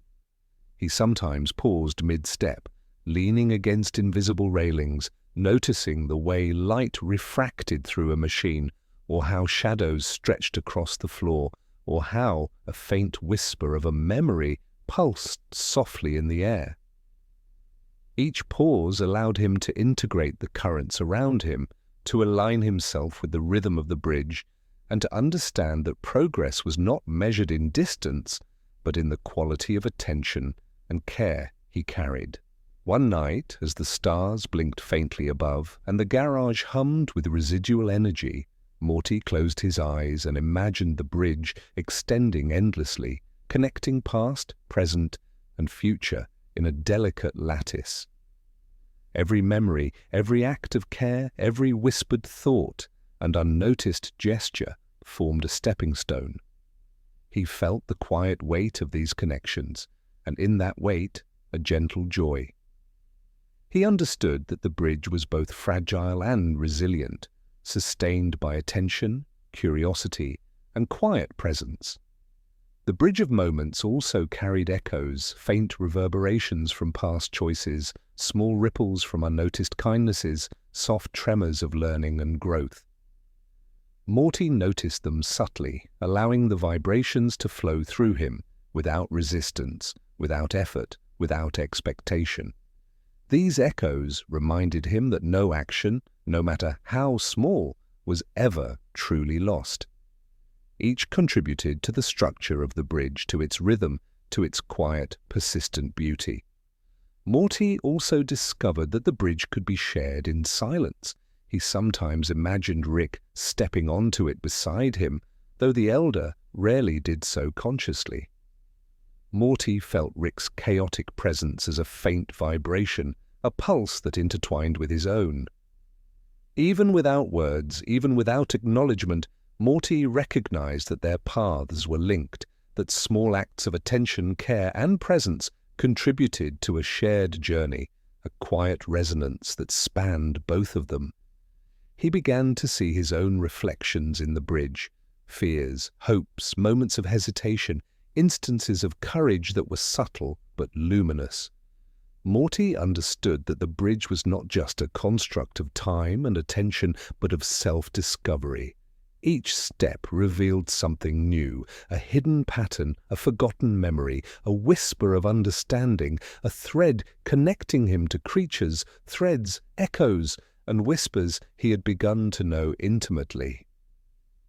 Night fell gently, as if the universe itself wanted him to rest. Morty lay down on the bridge of moments, feeling its faint pulse beneath him. Light and shadow intertwined, echoes and whispers carried across spans of time, and the gentle chaos of life hummed softly around him. And in that hum, Morty understood one quiet truth, that the bridge was not meant to be crossed in haste or fear, but to be felt, observed, and honored. Presence mattered more than progress. Attention mattered more than certainty. As sleep began to draw him into its gentle embrace, Morty felt a soft exhale of understanding, a quiet acceptance of the fragile, beautiful lattice of moments he had traced. Threads stretched forward and backward, whispers echoed softly, and the bridge extended infinitely, shaped by small acts of care, gentle awareness, and patient attention. And somewhere, amidst this quiet, interconnected structure, Morty, small and present, rested, tracing the rhythm of life one delicate step at a time. Somewhere the bridge continued to pulse, connecting all things, and Morty drifted within its quiet, persistent beauty. And that was enough. There was a night when Morty wandered further than usual, past the soft hum of the garage machines, past the quiet pulse of Rick's abandoned experiments, and out into the stillness of the garden behind the house. The air was cool, carrying the faint scent of earth and leaves dampened by evening dew.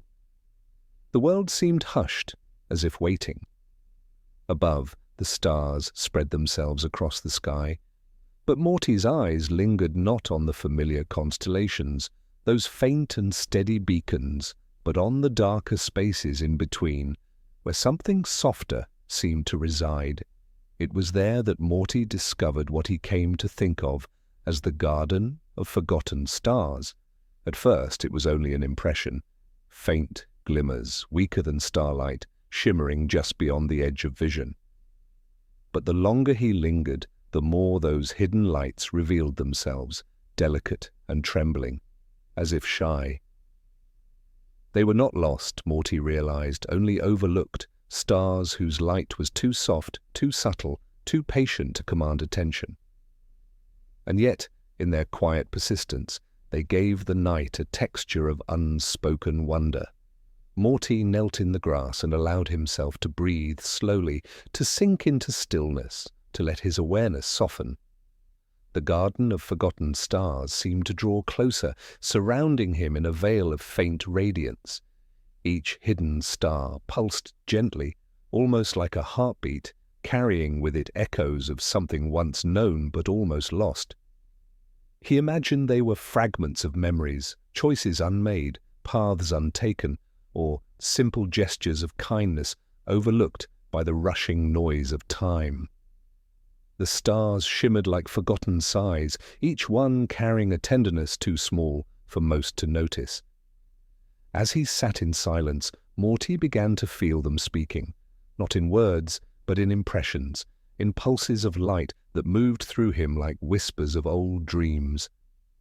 He remembered small things he had once overlooked, the warmth of a stranger's smile, the comfort of holding someone's hand, the quiet gratitude of a creature he had spared. These memories had not disappeared. They had only drifted to the edges of his awareness, waiting in the garden of forgotten stars until someone cared enough to notice them again.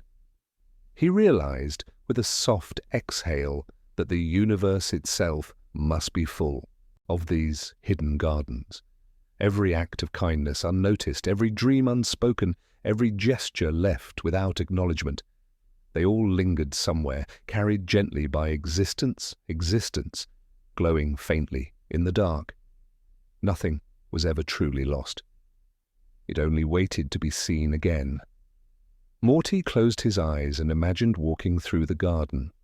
The stars, though distant, felt close enough to touch. He imagined bending down and lifting one of them, holding it gently in his palms. It felt warm, fragile, almost like a living seed. He understood that this was not just memory, but potential. Forgotten stars could bloom again if given attention. They could return to the sky, bright and visible, if someone chose to honor them.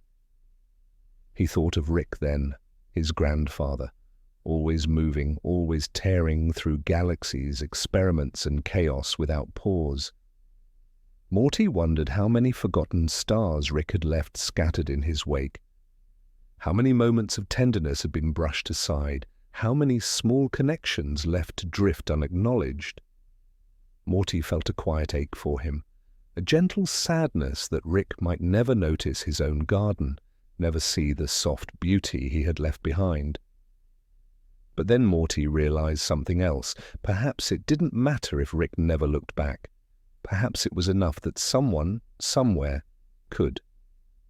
Forgotten stars did not demand ownership. They did not cry out for recognition. They simply existed, waiting for any quiet soul willing to lean into stillness and notice. And tonight, that soul was Morty. The stars in the garden began to shimmer more brightly, as though warmed by his presence. He could feel their quiet gratitude, not desperate, not pleading, but steady and content. Morty breathed more deeply, letting his body grow heavy with rest, letting his mind soften, letting his attention spread across the gentle radiance around him. He thought about the nature of time. People always spoke of it as something linear, rushing forward, leaving things behind. But here, in the garden of forgotten stars, time felt different. It curved, folded, and held itself tenderly, like a loop of threads woven into one another. Nothing was ever truly gone. Every overlooked kindness, every gentle gesture, every quiet breath existed still, resting patiently until noticed. Time, Morty thought, was not about loss. It was about remembering. The night grew deeper, the hum of the world quieted further. Morty lay back on the grass, staring up into the hidden stars. His body felt light, as if he were floating in the garden itself, drifting among soft glimmers of memory and possibility. He felt no urgency, no need to capture or control what he saw. The forgotten stars did not need to be held. They only needed to be seen, honored, allowed to shine in their quiet way. He wondered if the universe itself ever dreamed. Perhaps this garden was its dreamscape, where small, tender things could rest until the cosmos had the time to remember them. Morty smiled faintly at the thought, letting his eyes grow heavy, feeling the stars pulse gently in rhythm with his breath. Before sleep took him fully, he whispered, not loudly but enough to let the stars hear, "I see you." And in that whisper the garden seemed to brighten, not in brilliance, but in intimacy. The stars glowed as if relieved, as if content to know they had not been forgotten forever. Morty drifted into sleep with their faint light surrounding him, carrying him into dreams where forgotten things bloomed again, and the universe hummed softly with the rhythm of remembrance. And in the quietest spaces of that night, the garden of forgotten stars continued to shine, unseen by most, but never truly lost. There came a night when the air was unusually still, as if the world itself were pausing to breathe. Morty felt the hush pressing gently on his thoughts, drawing him to wander again beyond the walls of the house. His steps carried him further than usual, down toward a quiet valley where an old river wound its way through earth and stone. He had seen it before in daylight, silver and unassuming, but under the moon it was different. The river glowed faintly, as if it carried not just water, but memory itself. The sound of flowing water was soft and steady, not rushed, not insistent.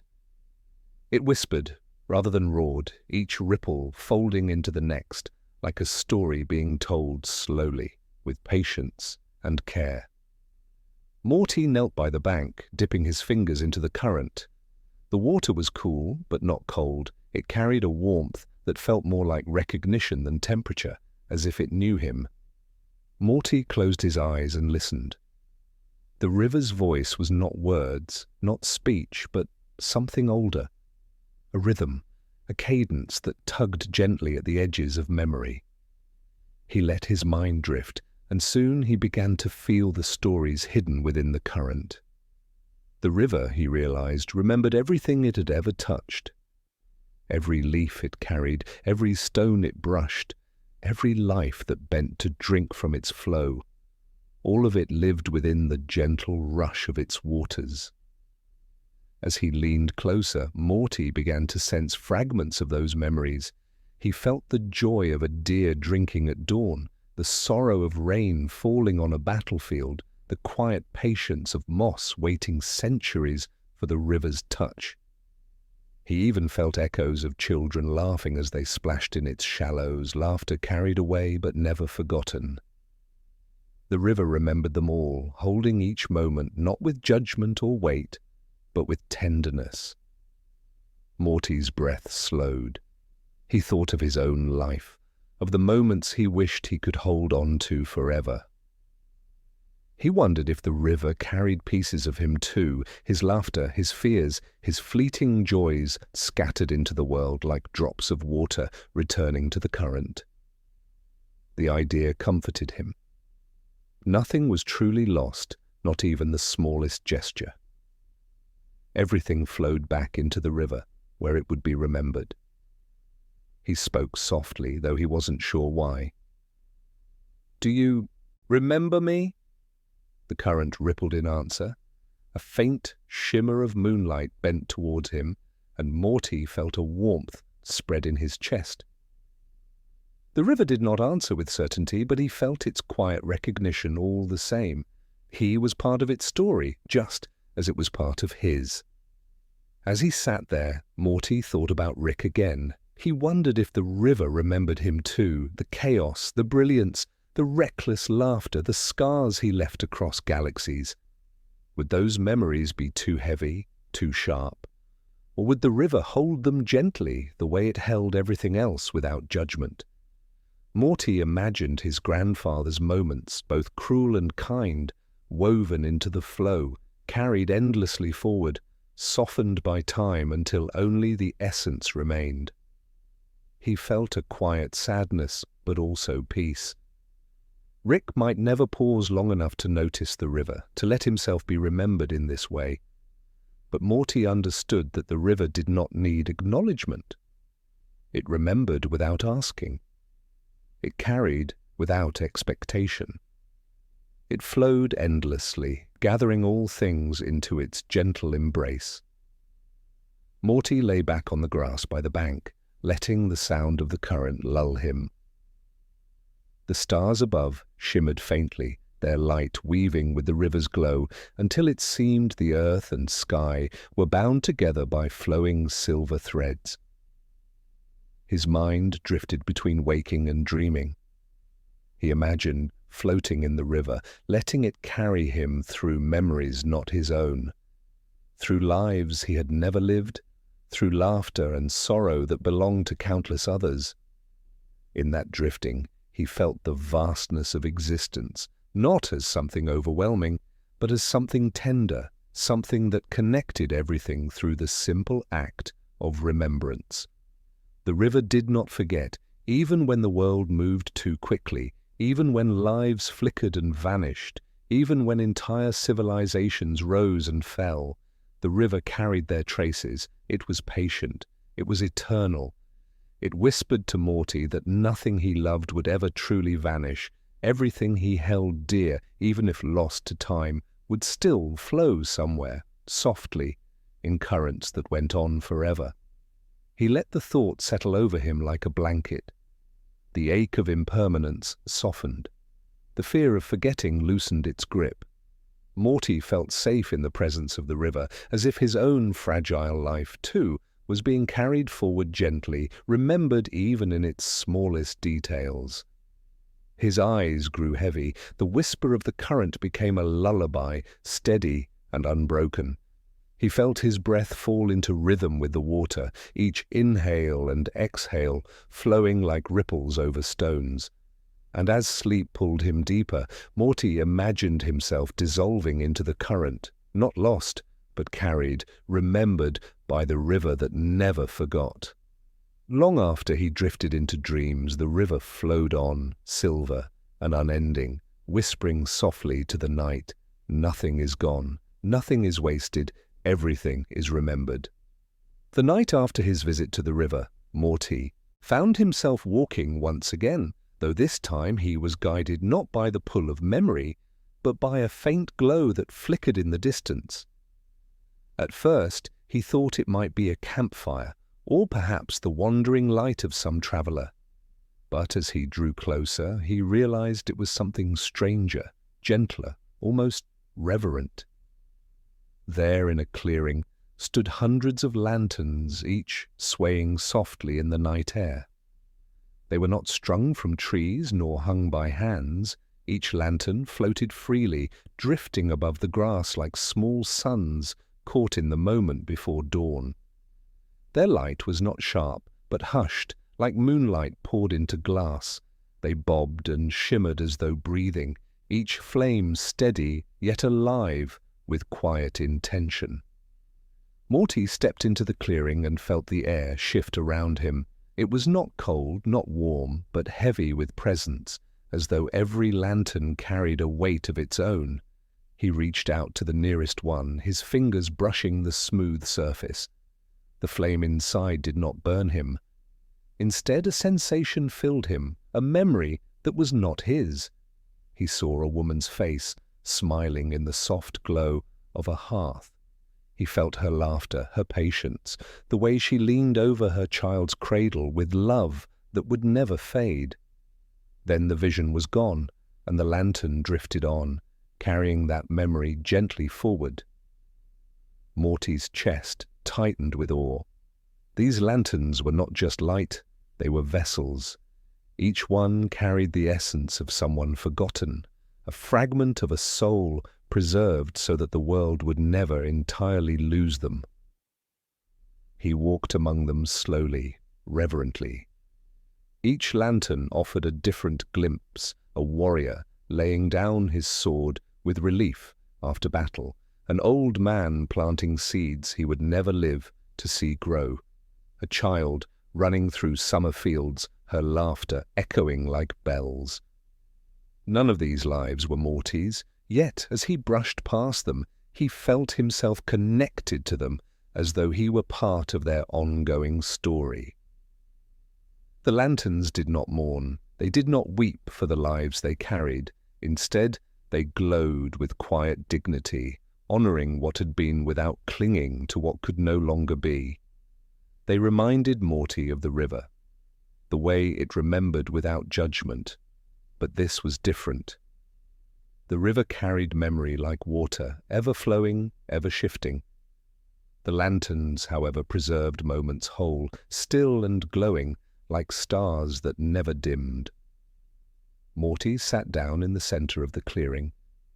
He felt small among the drifting lights, but not in a way that frightened him. The smallness was comforting, like being a child again beneath a sky full of constellations. He whispered to himself, "Maybe this is what forever looks like." His thoughts turned again to Rick. Morty wondered if his grandfather's lantern floated somewhere among these, carrying both the brilliance and the burden of his existence.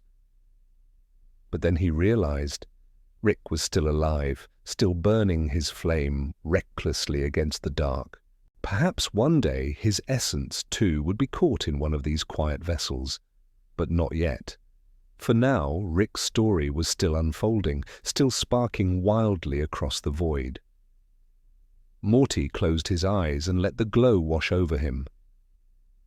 He thought of his own life, the mistakes, the small victories, the fleeting joys. Would anyone ever make a lantern for him? Would his laughter, his fear, his awkward tenderness be preserved in a flame so gentle, so undying? The idea filled him with both longing and peace. He didn't need to be remembered by everyone, only by the flame that carried him forward, by the quiet forces of the world that never let anything truly vanish. The lanterns swayed above him, unbothered by his questions. Their light pulsed slowly, in rhythm with the breath of the night. Morty lay back against the grass, staring upward as they drifted in gentle constellations. The clearing became a mirror of the sky, stars above and stars below, until he no longer knew where heaven ended and earth began. His eyelids grew heavy, but he fought the pull of sleep, wanting to stay with the lanterns a little longer. Their glow was soothing, their presence unwavering. Each flame felt like a hand resting on his shoulder, a quiet assurance that he was not alone, that no one ever truly was. Even when forgotten by the living, the lanterns carried them forward, shining with a love that did not fade. Morty's breath slowed. He felt his heartbeat align with the gentle flicker of the lights. The world around him softened, edges blurring into glow and silence.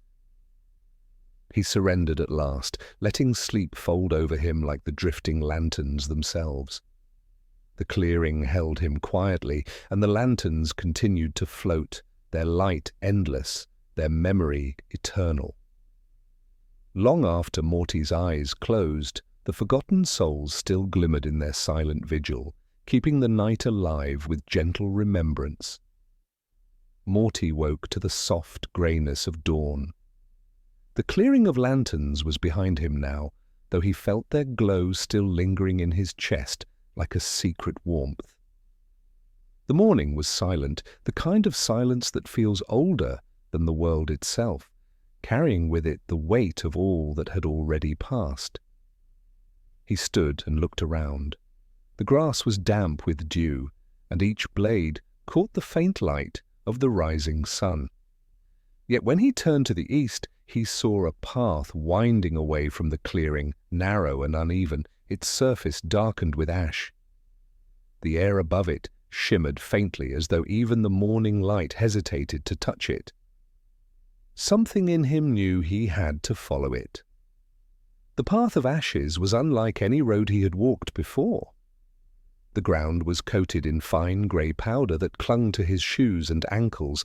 Every step stirred it into the air, and it hung there for a moment before settling again, as though reluctant to rise, reluctant to move.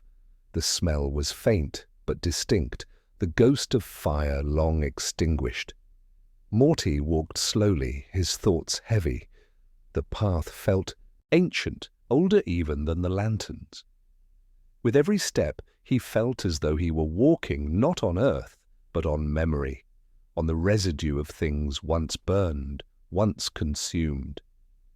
He wondered what had stood here before, what great fire had reduced it all to silence and ash. As he continued, he noticed shapes forming in the haze. At first they were only vague impressions, shadows dancing in the dust. But the longer he watched, the clearer they became. He saw the outlines of cities that once stood proud, towers reaching to the heavens, now reduced to grey silhouettes.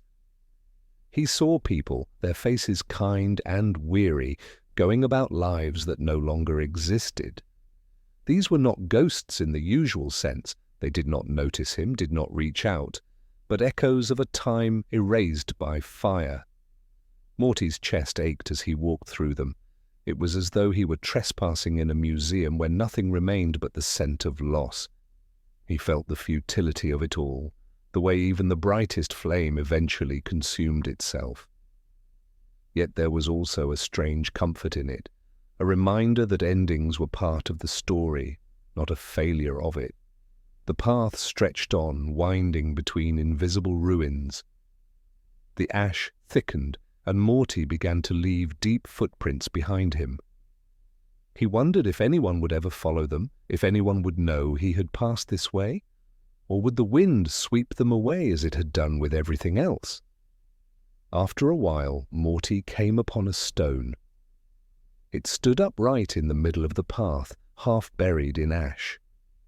Its surface was rough, but when he brushed it clean, he saw that words were carved into it. The inscription was simple, only 5 words. What burns also becomes light. He traced the letters with his finger, reading them again and again. The phrase echoed through him like a voice he had always known but never heard aloud. It reminded him of the lanterns, of the river, of every fleeting moment that refused to vanish entirely. Fire destroyed, yes, but it also illuminated. It carried memory into new forms, into new places. He sat by the stone for a long time, letting the ash settle around him. He thought of Rick again, his burning brilliance, his reckless destruction, his refusal to let the fire ever go out. Maybe that was who Rick was, a flame too wild to rest, always consuming, always casting harsh light on everything around him. Morty felt both admiration and exhaustion at the thought. To live as fire meant leaving ashes behind, but it also meant leaving illumination. When Morty rose again, he carried the stone's words with him. The path narrowed, leading into a valley where the ash grew darker, almost black. The air was thicker here, harder to breathe. Each inhale tasted of endings, of lives burned away, of histories forgotten. But Morty did not falter. He kept moving, step after step, until the valley opened into a wide plain. And there, at its center, stood a single tree. It was not alive, not in the usual sense. Its branches were bare, its bark charred black, its roots tangled in the ash. Yet from its limbs hung countless strands of silver thread, glimmering faintly in the dim light. Each thread held a fragment of something, an image, a voice, a fleeting laugh. Morty realized with a start that this was where the fire had given its offerings, where what burned was woven into remembrance. He reached for one of the threads. The moment he touched it, he was overwhelmed with sensation. the echo of a lullaby sung to a child, the sound of hammers building a home, the warmth of a fire shared by friends. Each thread carried a piece of life, salvaged from the ruin of fire. It was beautiful, fragile, and eternal all at once. Morty stood beneath the tree for what felt like hours, his heart heavy and light at the same time. The path of ashes had not led him only to destruction. It had led him to proof that even in endings, something was carried forward. Fire did not erase everything. It transformed, reshaped, and gave pieces of light back to the world. As he turned to leave, Morty looked back one last time. The tree of ash and silver stood solemnly, its threads swaying gently in the air, each one a whisper of lives that still glowed. The valley was quiet, but no longer empty. He carried the silence with him, not as a weight, but as a reminder that endings are not nothingness. They are simply another form of light. With that, Morty stepped forward, the ashes rising and falling with each breath, the path stretching endlessly ahead, waiting for his next step. The path of ashes faded slowly behind Morty, though the dust still clung to his clothes and the weight of its silence lingered inside him. He did not turn back. He knew that path would never truly leave him now. Ahead, the world seemed to change. The air was clearer, touched with the coolness of running water. Somewhere in the distance, faint and fragile, came the sound of a stream. Morty followed it, each step steady, though he felt the strange ache of having walked through ruins of memory. Soon, the ground beneath his feet grew firmer, the ash thinning until grass returned. The blades were pale, silver-green, shimmering faintly as if dusted with frost. A soft mist floated low to the ground, curling around his ankles like a living thing. Then, through the mist, Morty saw it, a bridge. It arched gracefully over a chasm so deep he could not see the bottom. The air above the gulf was filled with a low hum, like countless voices whispering at once, too quiet to understand. The bridge itself was made of stone worn smooth with age, its surface etched with spirals and faint lines that glowed in the dim light. It looked impossibly delicate, yet it stretched across the abyss without faltering, as though it had stood there since before time had memory. Morty hesitated at the edge. Something in him trembled. The whispers grew louder here, not menacing but insistent, like a crowd of unseen beings urging him onward. He stepped onto the first stone slab of the bridge, and the moment he did, the air shivered. The hum deepened, and a voice rang faintly in his ears, not from outside, but from within. It was his own voice, not the one he spoke with now, but the voice of a much younger Morty, uncertain, fearful, reaching out for guidance. He heard the boy he once was asking questions that had never been answered. Why do people leave? Why do fires burn down homes? Why does everything end? Morty closed his eyes and kept walking. Each step carried him further along the bridge, and with each step, another voice rose. He heard himself at different ages, fragments of memory given sound, a laugh caught in wonder, a cry smothered in grief, words spoken in anger, whispers said into the night when no one was listening.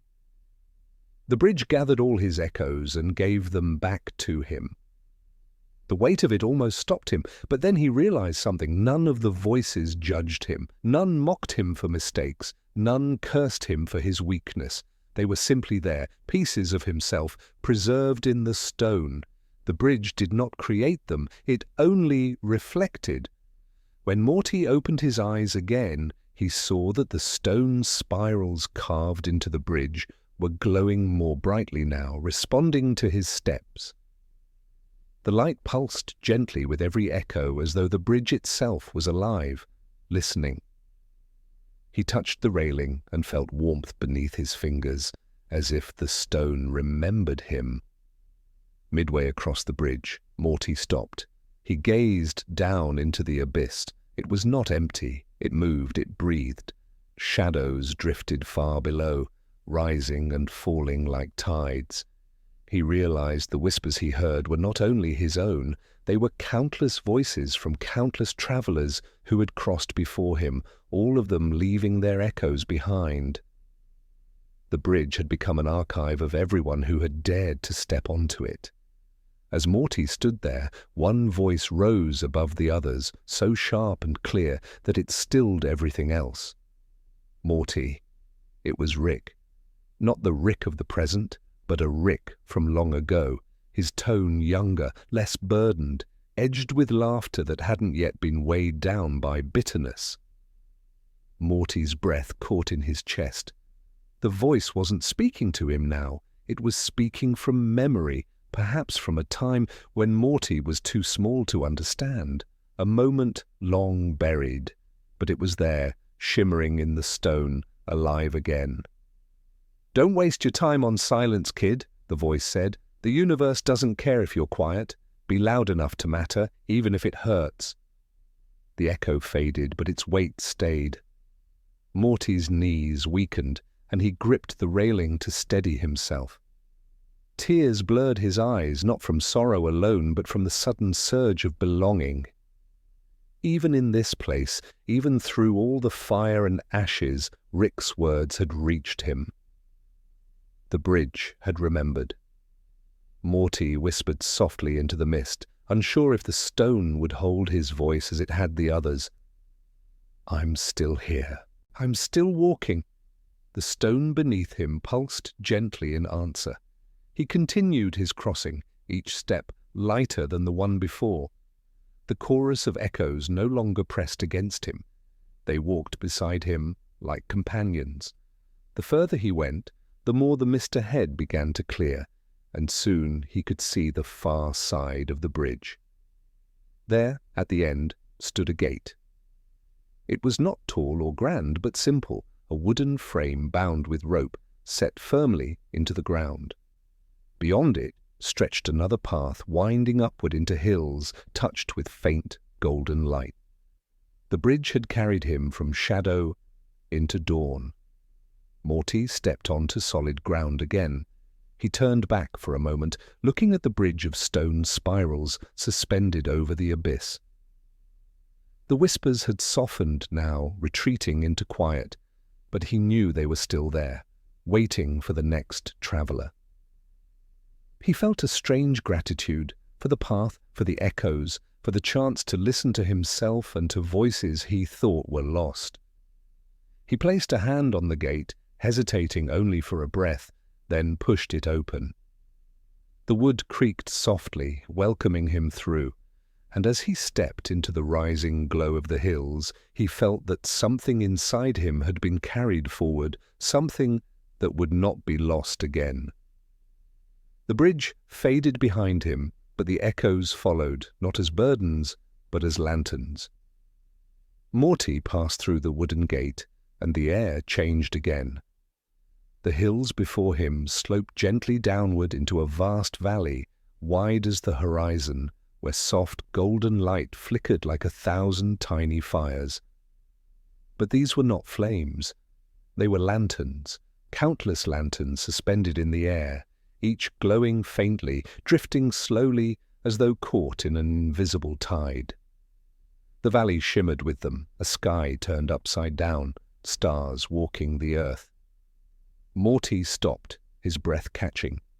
Each lantern was different, some round, some long, some made of folded paper so delicate they looked like they could tear from a single breath of wind. Yet they floated steadily, glowing with the patience of memory. The air was warm here, carrying the faint fragrance of smoke and wildflowers. It felt like standing at the edge of a dream. He stepped into the valley, and the lanterns responded. One drifted closer, lowering itself gently until it hovered before his face. Inside its thin shell of paper flickered a soft image, not clear, not sharp, but enough for Morty to see. It was himself, younger again, sitting cross-legged on the floor of his room, holding a broken toy spaceship. His face was lined with frustration, but behind it was something else. Determination, fragile but stubborn. The lantern pulsed faintly and the image dissolved back into light. Then it floated away. Another lantern descended. This one showed him walking beside Rick, years ago, the both of them laughing at some absurdity Morty couldn't even remember. The image was brief, but the sound of the laughter, his own, Rick's, tangled, together lingered. Morty felt a sting in his chest, sharp and warm. He realized what the lanterns were. They were memories, pieces of lives long past, not just his. He could see others drifting further away, each carrying fragments of strangers he would never know. A child chasing fireflies, a woman holding her mother's hand, an old man staring out to sea.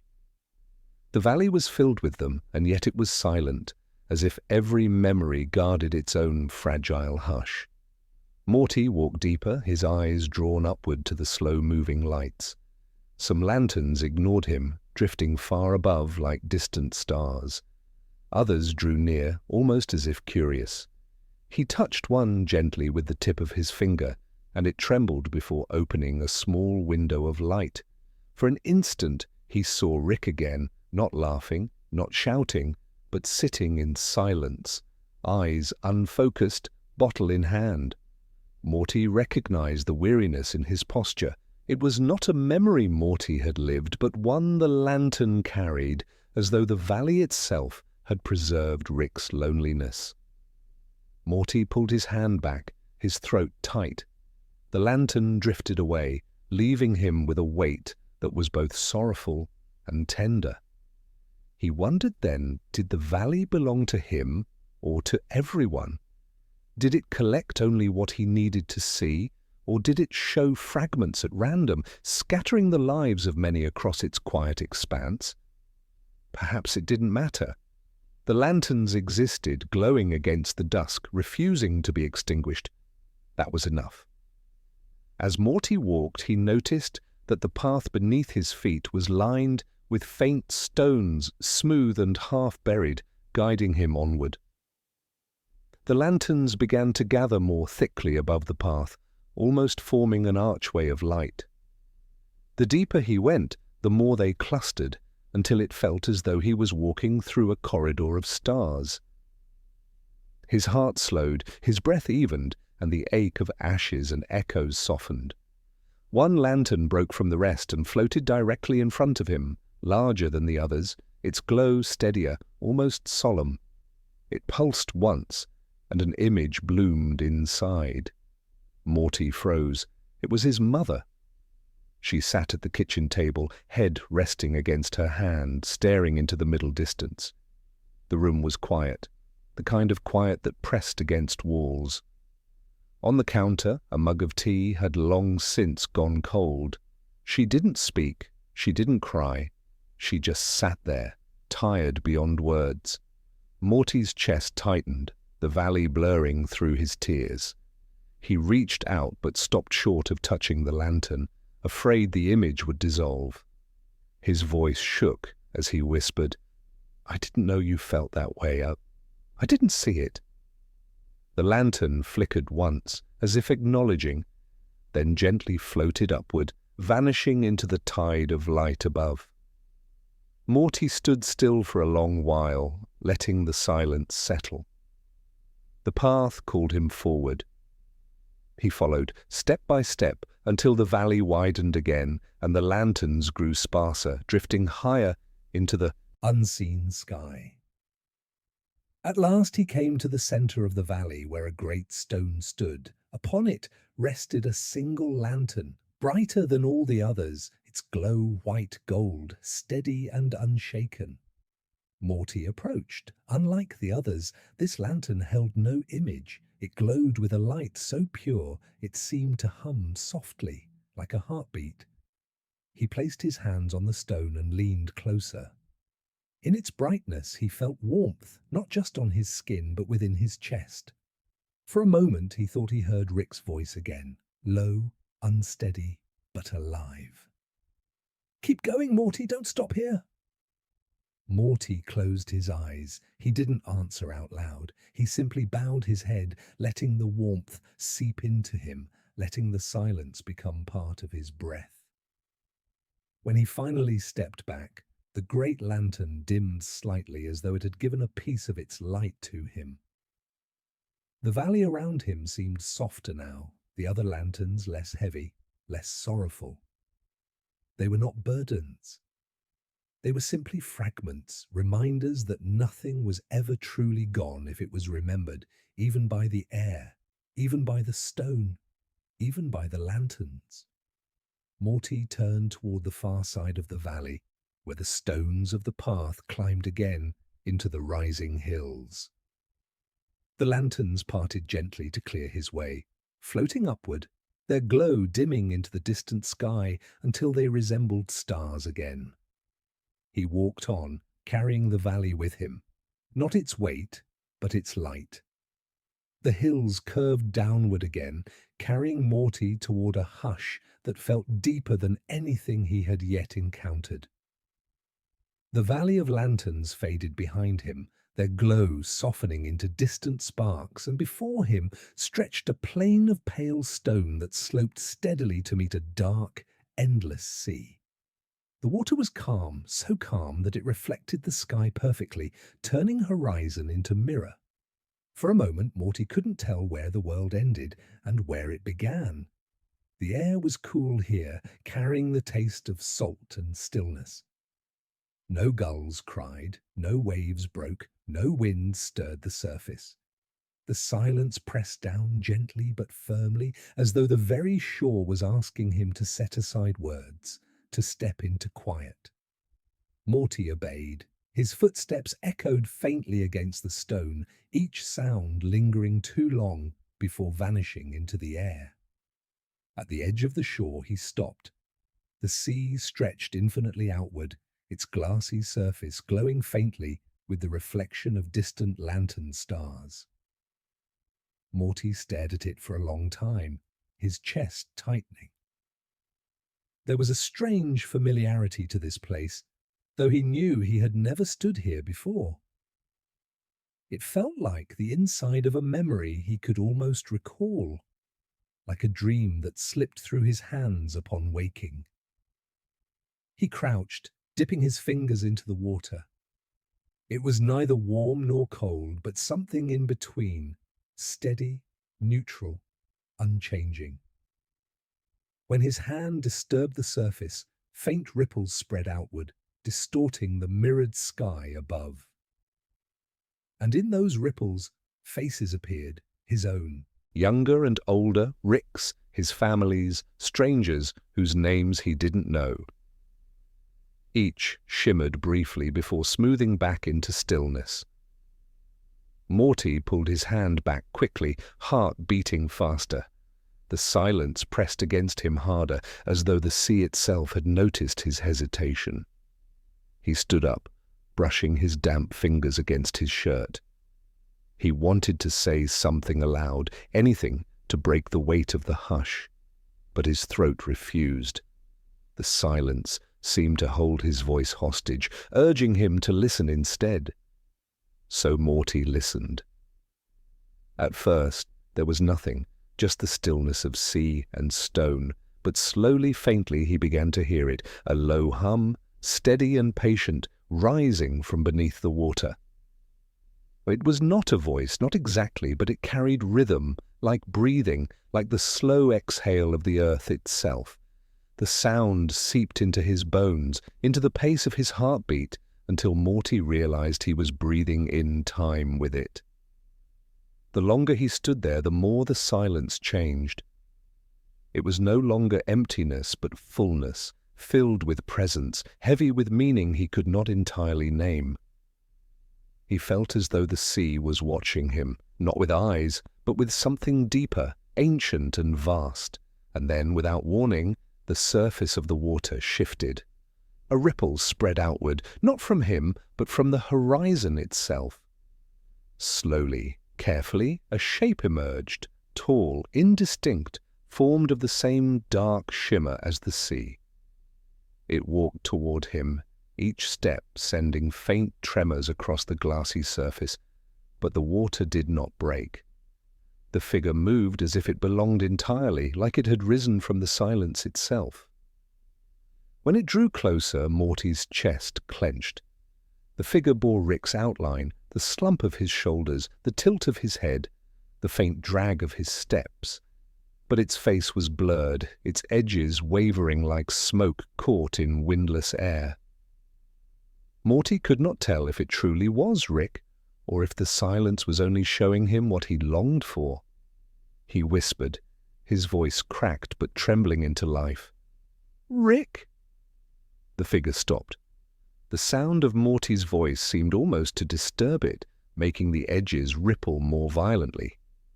Yet it didn't fade. Slowly, the figure raised its head, and though Morty couldn't see the eyes clearly, he felt their weight on him. Tears stung Morty's eyes before he could stop them. He wanted to rush forward, to close the distance, to demand an answer, but his legs refused to move. Something deep inside told him the sea would not allow it, that the silence demanded distance. So he stood still, trembling as the figure lifted one trembling hand.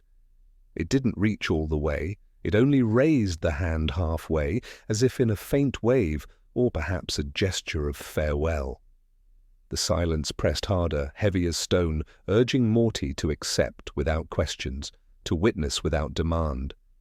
Morty's chest broke. The tears came freely now, his breath shaking as he whispered again, softer this time. "I don't want to lose you." The figure tilted its head, almost like a sigh, and then, slowly, carefully, it lowered its hand and turned back toward the horizon. Each step it took sent wider ripples across the water, warping the mirrored sky until stars and darkness blurred together. Morty wanted to shout, to call it back, but the silence swallowed the words before they could leave his throat. He stood helpless as the figure dissolved once more into the horizon, leaving only stillness behind. Morty dropped to his knees, hands pressed against the stone shore, his chest heaving. The silence did not comfort him now. It felt heavy, unbearable, cruel in its patience. He buried his face in his hands, wishing the sea would answer him, wishing Rick would come back. But slowly, so slowly, his sobs eased. His breathing steadied again, falling back into rhythm with the hum beneath the water.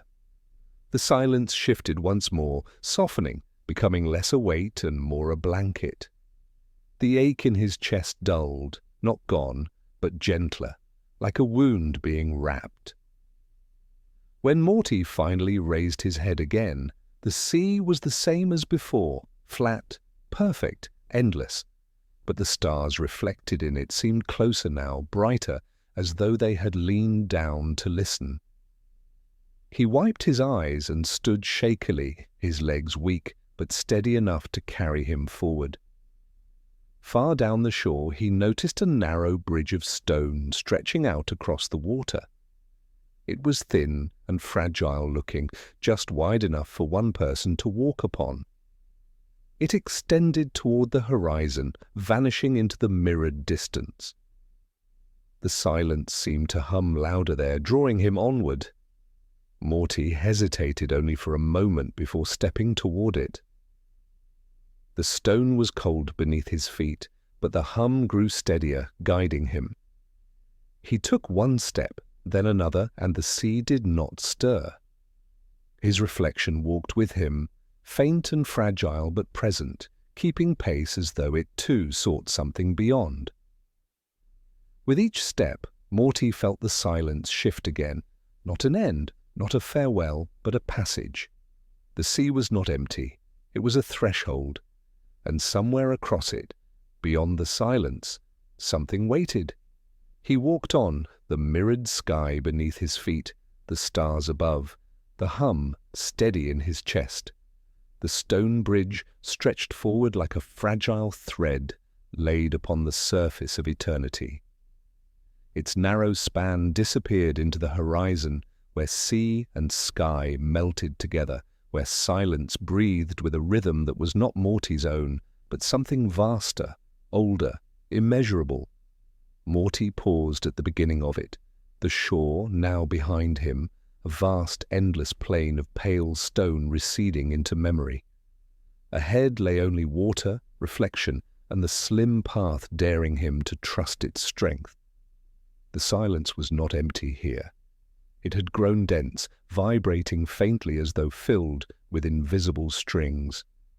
Each time Morty moved, the air seemed to hum with him, carrying the sound of his heartbeat outward into the horizon. His breath fogged faintly in the cool air, yet even the mist hung quietly, reluctant to disturb the mirrored calm of the sea below. He placed his foot upon the bridge. The stone did not tremble, though it seemed impossibly thin, worn smooth by countless travellers who had walked here long before him. He looked down and saw his reflection moving with him, step for step.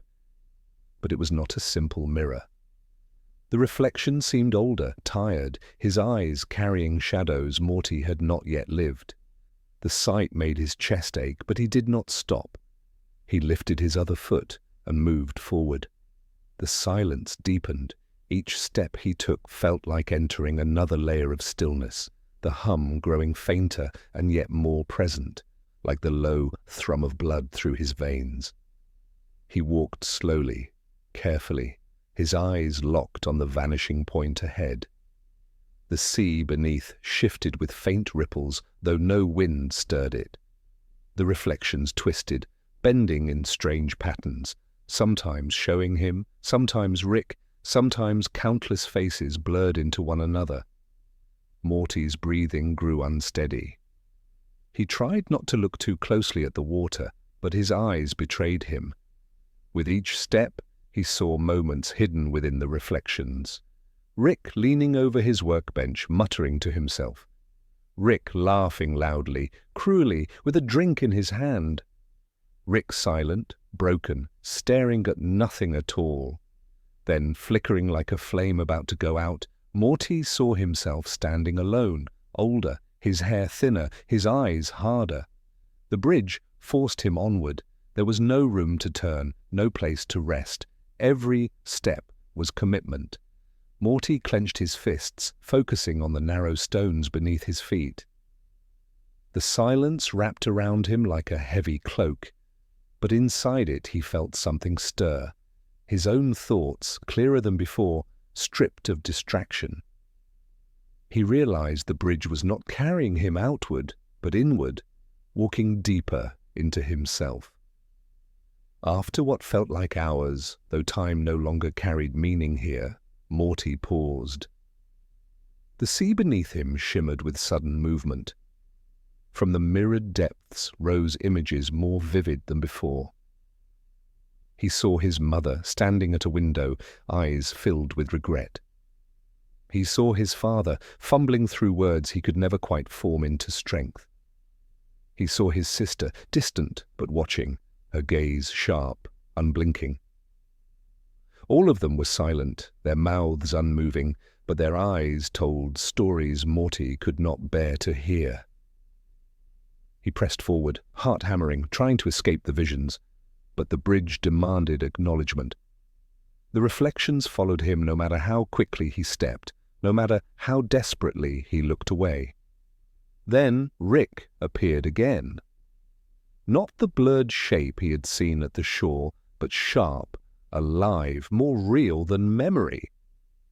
Rick stood tall, coat hanging raggedly, his expression unreadable, his eyes burned with something Morty had never been able to define, pain, brilliance, emptiness, or perhaps all three tangled together. The reflection Rick moved differently, not bound to Morty's steps. He walked ahead of Morty, leading him as if daring him to keep up. Morty's breath caught. He wanted to shout, to demand that this Rick turn and face him, to explain what this place was, why it showed him these things. But his throat refused. The silence swallowed words before they could form, leaving only breath and heartbeat. All he could do was follow. Step by step, he did. The reflection Rick moved effortlessly, never pausing, always just beyond reach. Morty stumbled at times, his legs trembling, but he pressed forward with a stubbornness he had never known in himself. The bridge felt endless, stretching beyond reason, but Morty kept walking. The hum beneath the silence pulsed louder now, vibrating in his bones, as though the bridge itself acknowledged his endurance. At last, after what felt like days inside a single breath, the bridge widened. The stone broadened beneath Morty's feet, leading him toward a circular platform suspended above the mirrored sea. He staggered onto it, collapsing to his knees, breath ragged. His chest burned, his muscles ached, but when he looked up, he realized the silence had shifted again. It was no longer heavy, it was expectant. In the center of the platform stood Rick, not reflection, not blur. Rick, as Morty remembered him, the slump, the smell of oil and drink, the roughness in his stance. But there was something different in his eyes. They were calmer, sharper, like a storm that had finally broken. He looked at Morty without words, and Morty felt a flood of emotion surge inside him. Fear, grief, love, rage, all tangled into one unbearable knot. Morty tried to speak, but again the silence held him still. Rick raised a hand, steady, patient. He didn't move closer, didn't explain. He only stood there, waiting. Morty felt the expectation pressing down, not from Rick, but from the bridge, the sea, the silence itself. This was not about Rick. This was about Morty. His legs trembled as he stood, heart pounding against his ribs. He wanted to scream, to demand, to collapse. Instead, he closed his eyes, took a deep breath and listened. The silence answered, not with words, but with understanding. He felt the hum pulse once, twice, aligning with the rhythm of his breath, of his being. When Morty opened his eyes again, Rick was gone. The platform was empty, the silence complete. But Morty was no longer afraid. The bridge extended beyond the platform, leading further into the horizon. Morty stared at it for a long time, then stepped forward again. His legs were tired, but steady. His chest ached, but carried strength. He walked on, no longer following a reflection, no longer searching for someone to lead him. He walked for himself, into the silence, into the waiting horizon. The sea shimmered beneath him, but the reflections no longer pulled at his attention. They were there, his family, Rick, himself. But they no longer weighed him down. They flowed beside him like companions, not chains. The silence thrummed gently, guiding him forward. Step by step, Morty crossed into the horizon. The horizon broke at last, not into light, nor into darkness, but into a vast chamber carved out of silence itself. Morty stepped forward, his feet trembling against stone that seemed both ancient and new, the floor shifting faintly beneath him as though the chamber was alive. The bridge dissolved behind him, leaving no return, only the strange circle into which he had entered. The walls were impossibly high, curving upward like the inside of a hollowed mountain, yet they bore no seams, no marks of tools. They shone with a pale light, not reflected, but emanated, as if the stone itself remembered the glow of forgotten suns.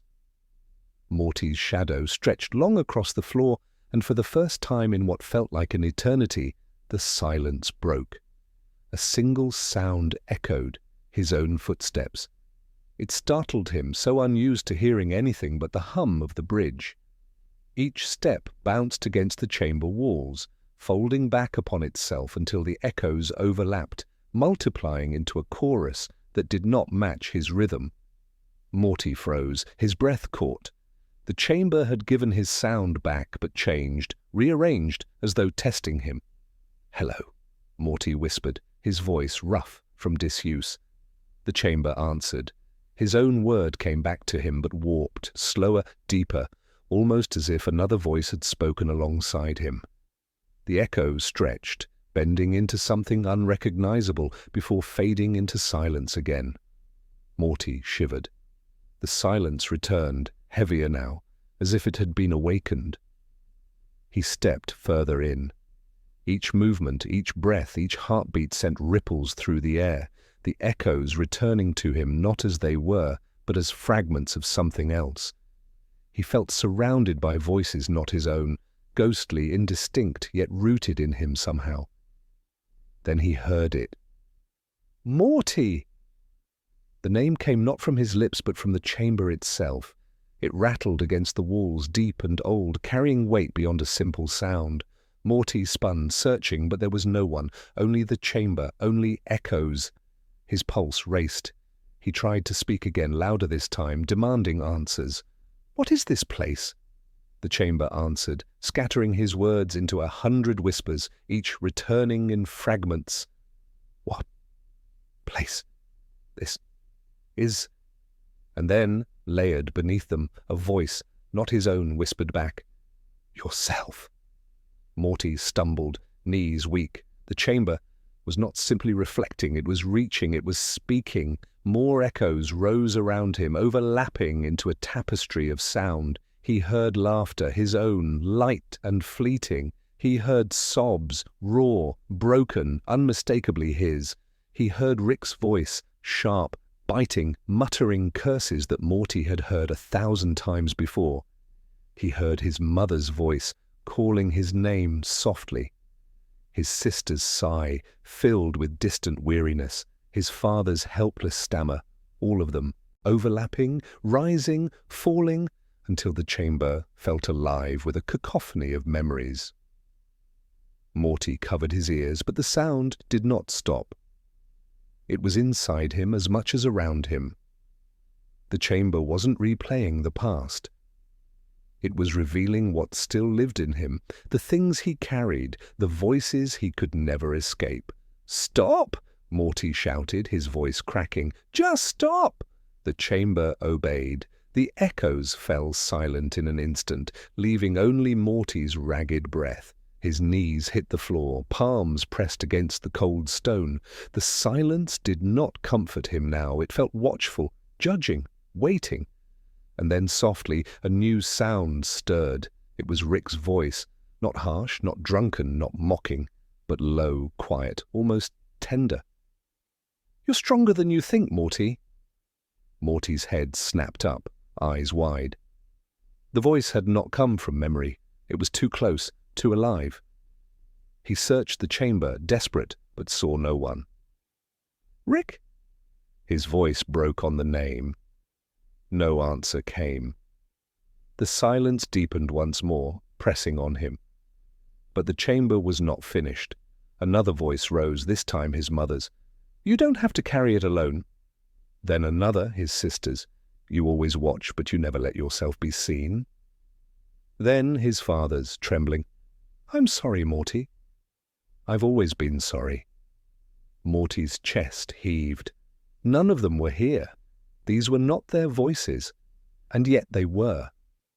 The chamber had drawn them out of him, pieces of truth buried beneath fear and pain. They were not lies. They were possibilities, words never spoken but always present, lingering in silence until now. He pressed his hands to his head, shaking, but the voices would not relent. More poured forth, not only from family, but from himself. "I'm tired. I can't. I want to be more. I want to disappear. I'm still here." Each word layered over the last until Morty's thoughts and the chamber's echoes were indistinguishable. The weight of it crushed him, but deep inside, something shifted. The echoes weren't attacking, they weren't punishing. They were showing him what he had hidden, what he had never dared to hear in his own heart. Slowly, painfully, Morty let his hands fall. His breath steadied, ragged, but growing calmer. He stood, legs trembling but rooted. He opened his mouth, not to shout, not to demand, but to speak the truth he had always feared. "I'm scared." The chamber echoed back instantly, not distorted, not warped, but clear. His own voice returned to him whole. Morty's throat tightened. He tried again. I don't want to be alone." Again the chamber answered faithfully, carrying his voice back, unchanged. Morty felt tears burning his eyes. For the first time the chamber gave him back not lies, not distortions, not haunting fragments. Only truth. His truth. And it was enough. The silence shifted again. It no longer pressed, no longer judged.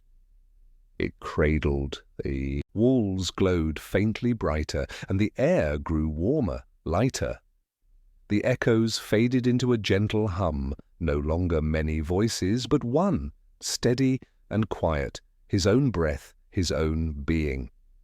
Morty stepped forward. He did not know where the chamber ended or where it led, but he walked with lighter steps now.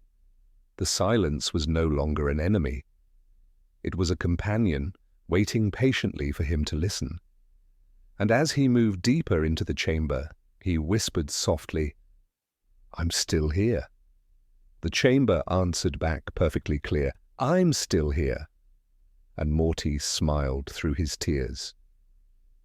The chamber behind Morty faded, its voices dissolving into a silence that was no longer suffocating, but strangely tender, as if it had left a piece of itself within him. He walked forward, unsure whether he moved through corridors or through his own mind. The walls shifted with each step, flowing from stone into shadow, then into light, then into fragments of places he half remembered. At first, he thought they were illusions, but soon he realized they were memories. A kitchen table, dimly lit by a flickering bulb, where his family once gathered for dinner. The awkward silence, the sound of Rick's glass clinking, Beth's sharp sighs, Summer rolling her eyes, Jerry fumbling for words. Morty could almost smell the reheated food, taste the dryness in his throat as he tried not to speak. He reached for the table, but his hand passed through it like smoke. The image dissolved, scattering into the air. Another memory formed, the school hallway, lockers lined in perfect symmetry. His younger self stumbled down the hall, books slipping from his arms while laughter echoed around him. Not the laughter of the chamber this time, but the laughter of classmates, sharp and cruel. Morty winced, watching the boy who was him, small and powerless, hunched under the weight of scorn. The vision flickered, shifting again. Now it was the garage. Rick stood at the workbench, sparks flying from some contraption Morty couldn't recognize. The smell of chemicals burned the air. His grandfather's voice filled the room, fast and ruthless, tearing apart Morty's stammered questions, dismissing his fears. And yet, Morty could see the faint tremor in Rick's hands, the exhaustion behind his fury, the loneliness in his eyes when he thought Morty wasn't watching. Morty stood frozen as the garage blurred, and more memories surged, faster now, overlapping. Worlds he had seen, wars he had fought, faces he had lost, screams, laughter, silences too deep to bear. They spun around him like fragments of broken glass, cutting and shimmering, each one sharp, each one his. He wanted to look away, but the chamber, no, the path, did not allow it. Each memory pressed closer, demanding to be felt. He saw the alien child who had reached out for him before vanishing into the void, the soldiers whose eyes had met his in the final moment before their fall, the endless worlds that crumbled while he stood powerless beside Rick, and above all, the echoes of himself, Morty's across countless universes, some who had lived, some who had died, some who had become monsters, some who had simply given up. His chest ached, his breath came heavy. He fell to his knees as the memories swirled, their weight pressing down until he could hardly breathe. "I can't," Morty gasped, clutching his chest. "I can't carry all of this." The words spilled out, raw and desperate, and as they did, the storm of memories slowed. The fragments hung suspended in the air, glowing faintly like stars caught in still water. Morty lifted his head, tears burning his eyes. For the first time, he saw not just pain in them, but something more: beauty. His mother's hand brushing his hair when he was small. Summer sitting beside him in silence when words failed. A stranger's smile in a world they never returned to. Rick's fleeting glance of pride, quickly buried beneath sarcasm. The memories were not only weight, they were also proof. Proof that he had lived, that he had endured, that he had mattered. Slowly Morty rose to his feet. His legs trembled, but he did not fall. He stretched out his hand, not to push the memories away, but to touch them. One by one, the fragments brushed against his fingers, warm and cold, sharp and soft. They did not cut this time. They settled into him, folding back into the place they had always belonged. The swirling slowed, then stilled, until only one memory remained suspended before him. It was Rick. Not the Rick who mocked or raged or drank, but a moment Morty had nearly forgotten. The quiet night they sat on the roof, staring at stars. Rick had said nothing for a long time, then softly, almost too softly, he had murmured, "The universe doesn't care, Morty. But I do in my own way." Morty's breath hitched. He reached out, touched the memory, and let it sink into him. The chamber shifted. The visions faded, leaving behind only a narrow path of light stretching ahead. Morty followed it, his heart heavier than before, but steadier. He understood now he could not run from the weight of memory. It would always be with him. But he could carry it, not as chains, but as threads, weaving who he was, who he would become. As he walked, he whispered, barely audible, "I'll remember." All of it. Even the pain, especially the pain. The silence around him did not answer this time. It did not need to. For the first time, Morty carried his memories not as burdens, but as companions. The path before Morty opened into something softer, lighter, almost unreal. The stone and silence of the chamber fell away as he stepped forward, replaced by a garden that seemed to exist between moments, between worlds. Light spilled everywhere, though there was no sun. The air was warm and fragrant, carrying scents he could not name. Hints of earth after rain, of flowers that never grew in any known season, of distant spices stirred on alien winds. Morty hesitated at the edge. The garden stretched infinitely, petals shimmering in colors that hovered between reality and dream. Streams of water curved gracefully around twisted roots, reflecting stars that did not belong to any sky he had ever seen. Birds, or creatures like birds, sang in soft, harmonious tones that resonated deep within his chest, though no sound traveled far. He walked slowly, letting the hum of the garden seep into him. Every step brought a whisper of comfort, though he knew this place was not real. Not entirely, but it felt truer than any world he had ever left behind. And then he saw them. Small figures moving among the flowers, walking delicately on paths of sunlight. They were not people, not animals, but something in between. Shapes of soft energy, their forms shifting like liquid light. One approached him, curious, tilting its luminous head. Morty wanted to speak, to ask questions, but the creature made no sound. Instead, it extended a hand, or what might have been a hand, toward him. Morty reached out. The moment their forms touched, warmth flowed through him, a pulse like a heartbeat that was not his own. The hum of the garden grew louder, and he felt his own heart relax, unburdened for the first time in a long while. He wandered deeper into the garden, passing streams that twisted into themselves, bending reflection and reality, until Morty could see worlds within worlds. He saw versions of himself, some older, some younger, some that had taken paths he could never follow. Each nodded, whispered, smiled, or simply existed, a quiet acknowledgement of all the lives he carried within. Among the flowers, he found a small clearing. A single tree rose there, its trunk silver, leaves like liquid glass, shimmering with every step he took. Morty approached and rested a hand against it. He felt it pulse under his palm, not with electricity, but with the rhythm of existence itself.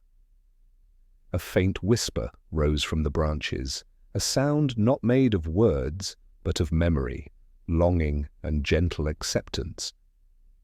He sat beneath the tree, legs crossed, breathing in the impossible serenity. The garden did not demand anything of him. It did not rush him. It only existed, waiting, patient as the sea or the silence had been, guiding him not with instruction, but with presence. Time stretched, but it no longer weighed upon him.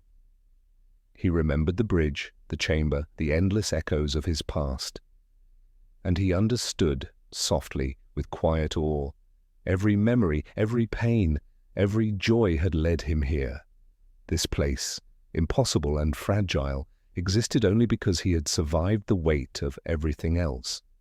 He closed his eyes. The air shimmered around him, carrying soft vibrations through his chest, and he felt Rick's presence, not as a person, not as a reflection, but as an essence, steady and constant in its own way.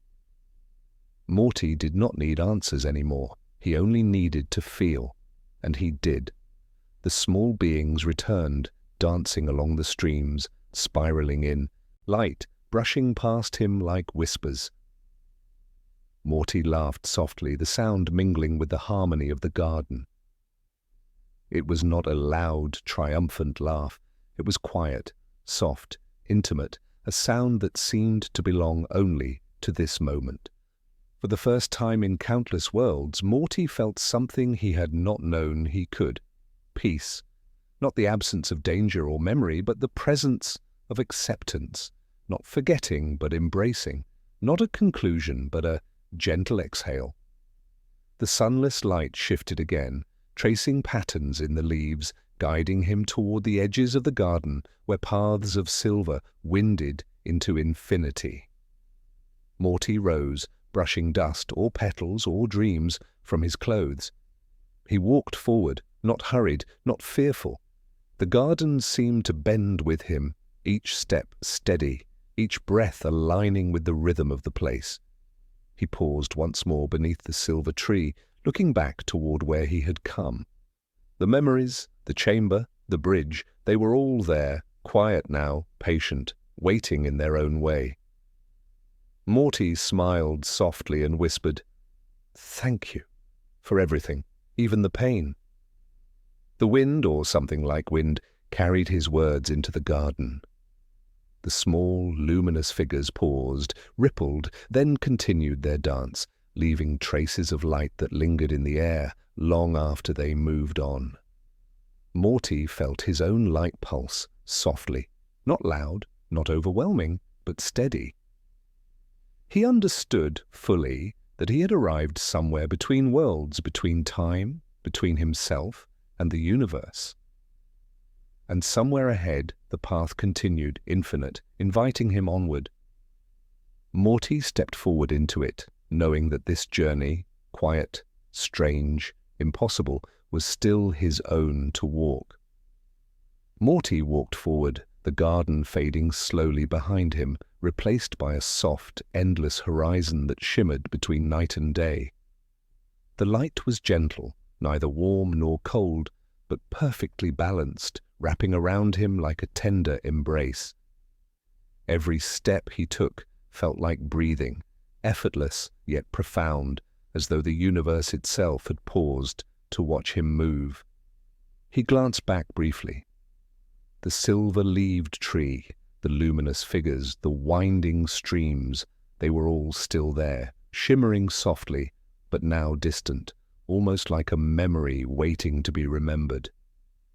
Morty realized that he was not leaving them behind. They were part of him now, woven into his thoughts, his heartbeat, his being. Ahead, the horizon stretched further than his eyes could follow. Shapes began to form in the distance, vague and luminous like stars emerging out of mist. As he approached, they coalesced into figures familiar yet transformed. Rick, standing quietly, his usual brusque expression softened, watching without expectation. Morty's mother, sister, and father appeared beside him, their faces gentle, eyes carrying understanding rather than judgment. Even past Morty's, the echoes of his other selves shimmered faintly alongside. Morty felt a strange warmth spread through his chest. Not joy, not relief, not triumph, but something quieter. Acceptance. He had walked bridges of reflection, chambers of echoes, gardens between worlds, and he had survived. Not just survived, but carried everything he had learned, felt, and endured. The weight of memory, the depth of experience, the strange beauty of all the pain. He carried it with grace. Rick spoke first in that voice that had once been harsh and impossible to understand. "You've done well, Morty, more than you know, not because you're me or because you followed me, but because you were you. Even when you stumbled, even when you wanted to give up, you stayed." Morty blinked, his throat tight, words failing him. He wanted to ask what this place was, what it meant, why it felt like the end and beginning all at once. But he realized he did not need answers. He only needed to feel, to acknowledge, to exist in the calm between what was and what would be. His mother stepped closer, placing a hand softly on his shoulder. "We're proud of you," she said simply, even when you couldn't see it. Summer smiled faintly, tilting her head. "You're stronger than you know, Morty. Don't forget that." His father nodded, awkwardly but sincerely. "I've always wanted the best for you. You're it." Morty looked at them, at their eyes, at the fragments of memory and love and forgiveness that had followed him across countless realities. He felt a tear slip down his cheek, not from sorrow, but from relief, from understanding, from finally recognizing that everything he had carried was not a burden. It was life, and life had led him here. He turned toward Rick, who simply nodded. No words could capture what needed to be said. Morty understood that silence at this moment was enough. He exhaled, slow and steady, letting every fragment of fear, pain, and doubt fall away like leaves from a tree in quiet autumn. The horizon shifted once more, bending gently, guiding him forward.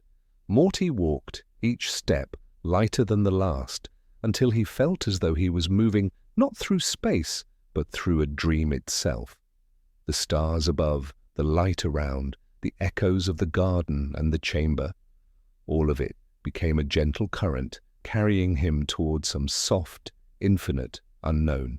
He felt the pull of time loosen. Past and future, memory and hope, joy and sorrow, they were not separate here. They merged into a rhythm that was steady, calm, eternal.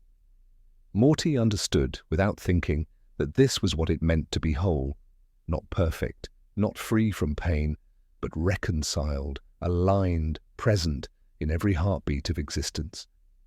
As he moved deeper into the light, he whispered softly, "Thank you for everything." The horizon seemed to exhale, responding not in words but in feeling. Peace, warmth, understanding. A quiet acknowledgement that the journey had been enough, that he had been enough. Morty stretched his arms slightly, feeling the infinite expanse around him, knowing that this was not an ending in the way he had feared. It was a pause, a gentle loop, a place where memory, reflection, and hope could coexist. Somewhere he understood he could rest, he could dream, he could be. And with that, he stepped forward into the stars. Thanks for spending this time with us. Sleep well. Everything's going to be okay, man.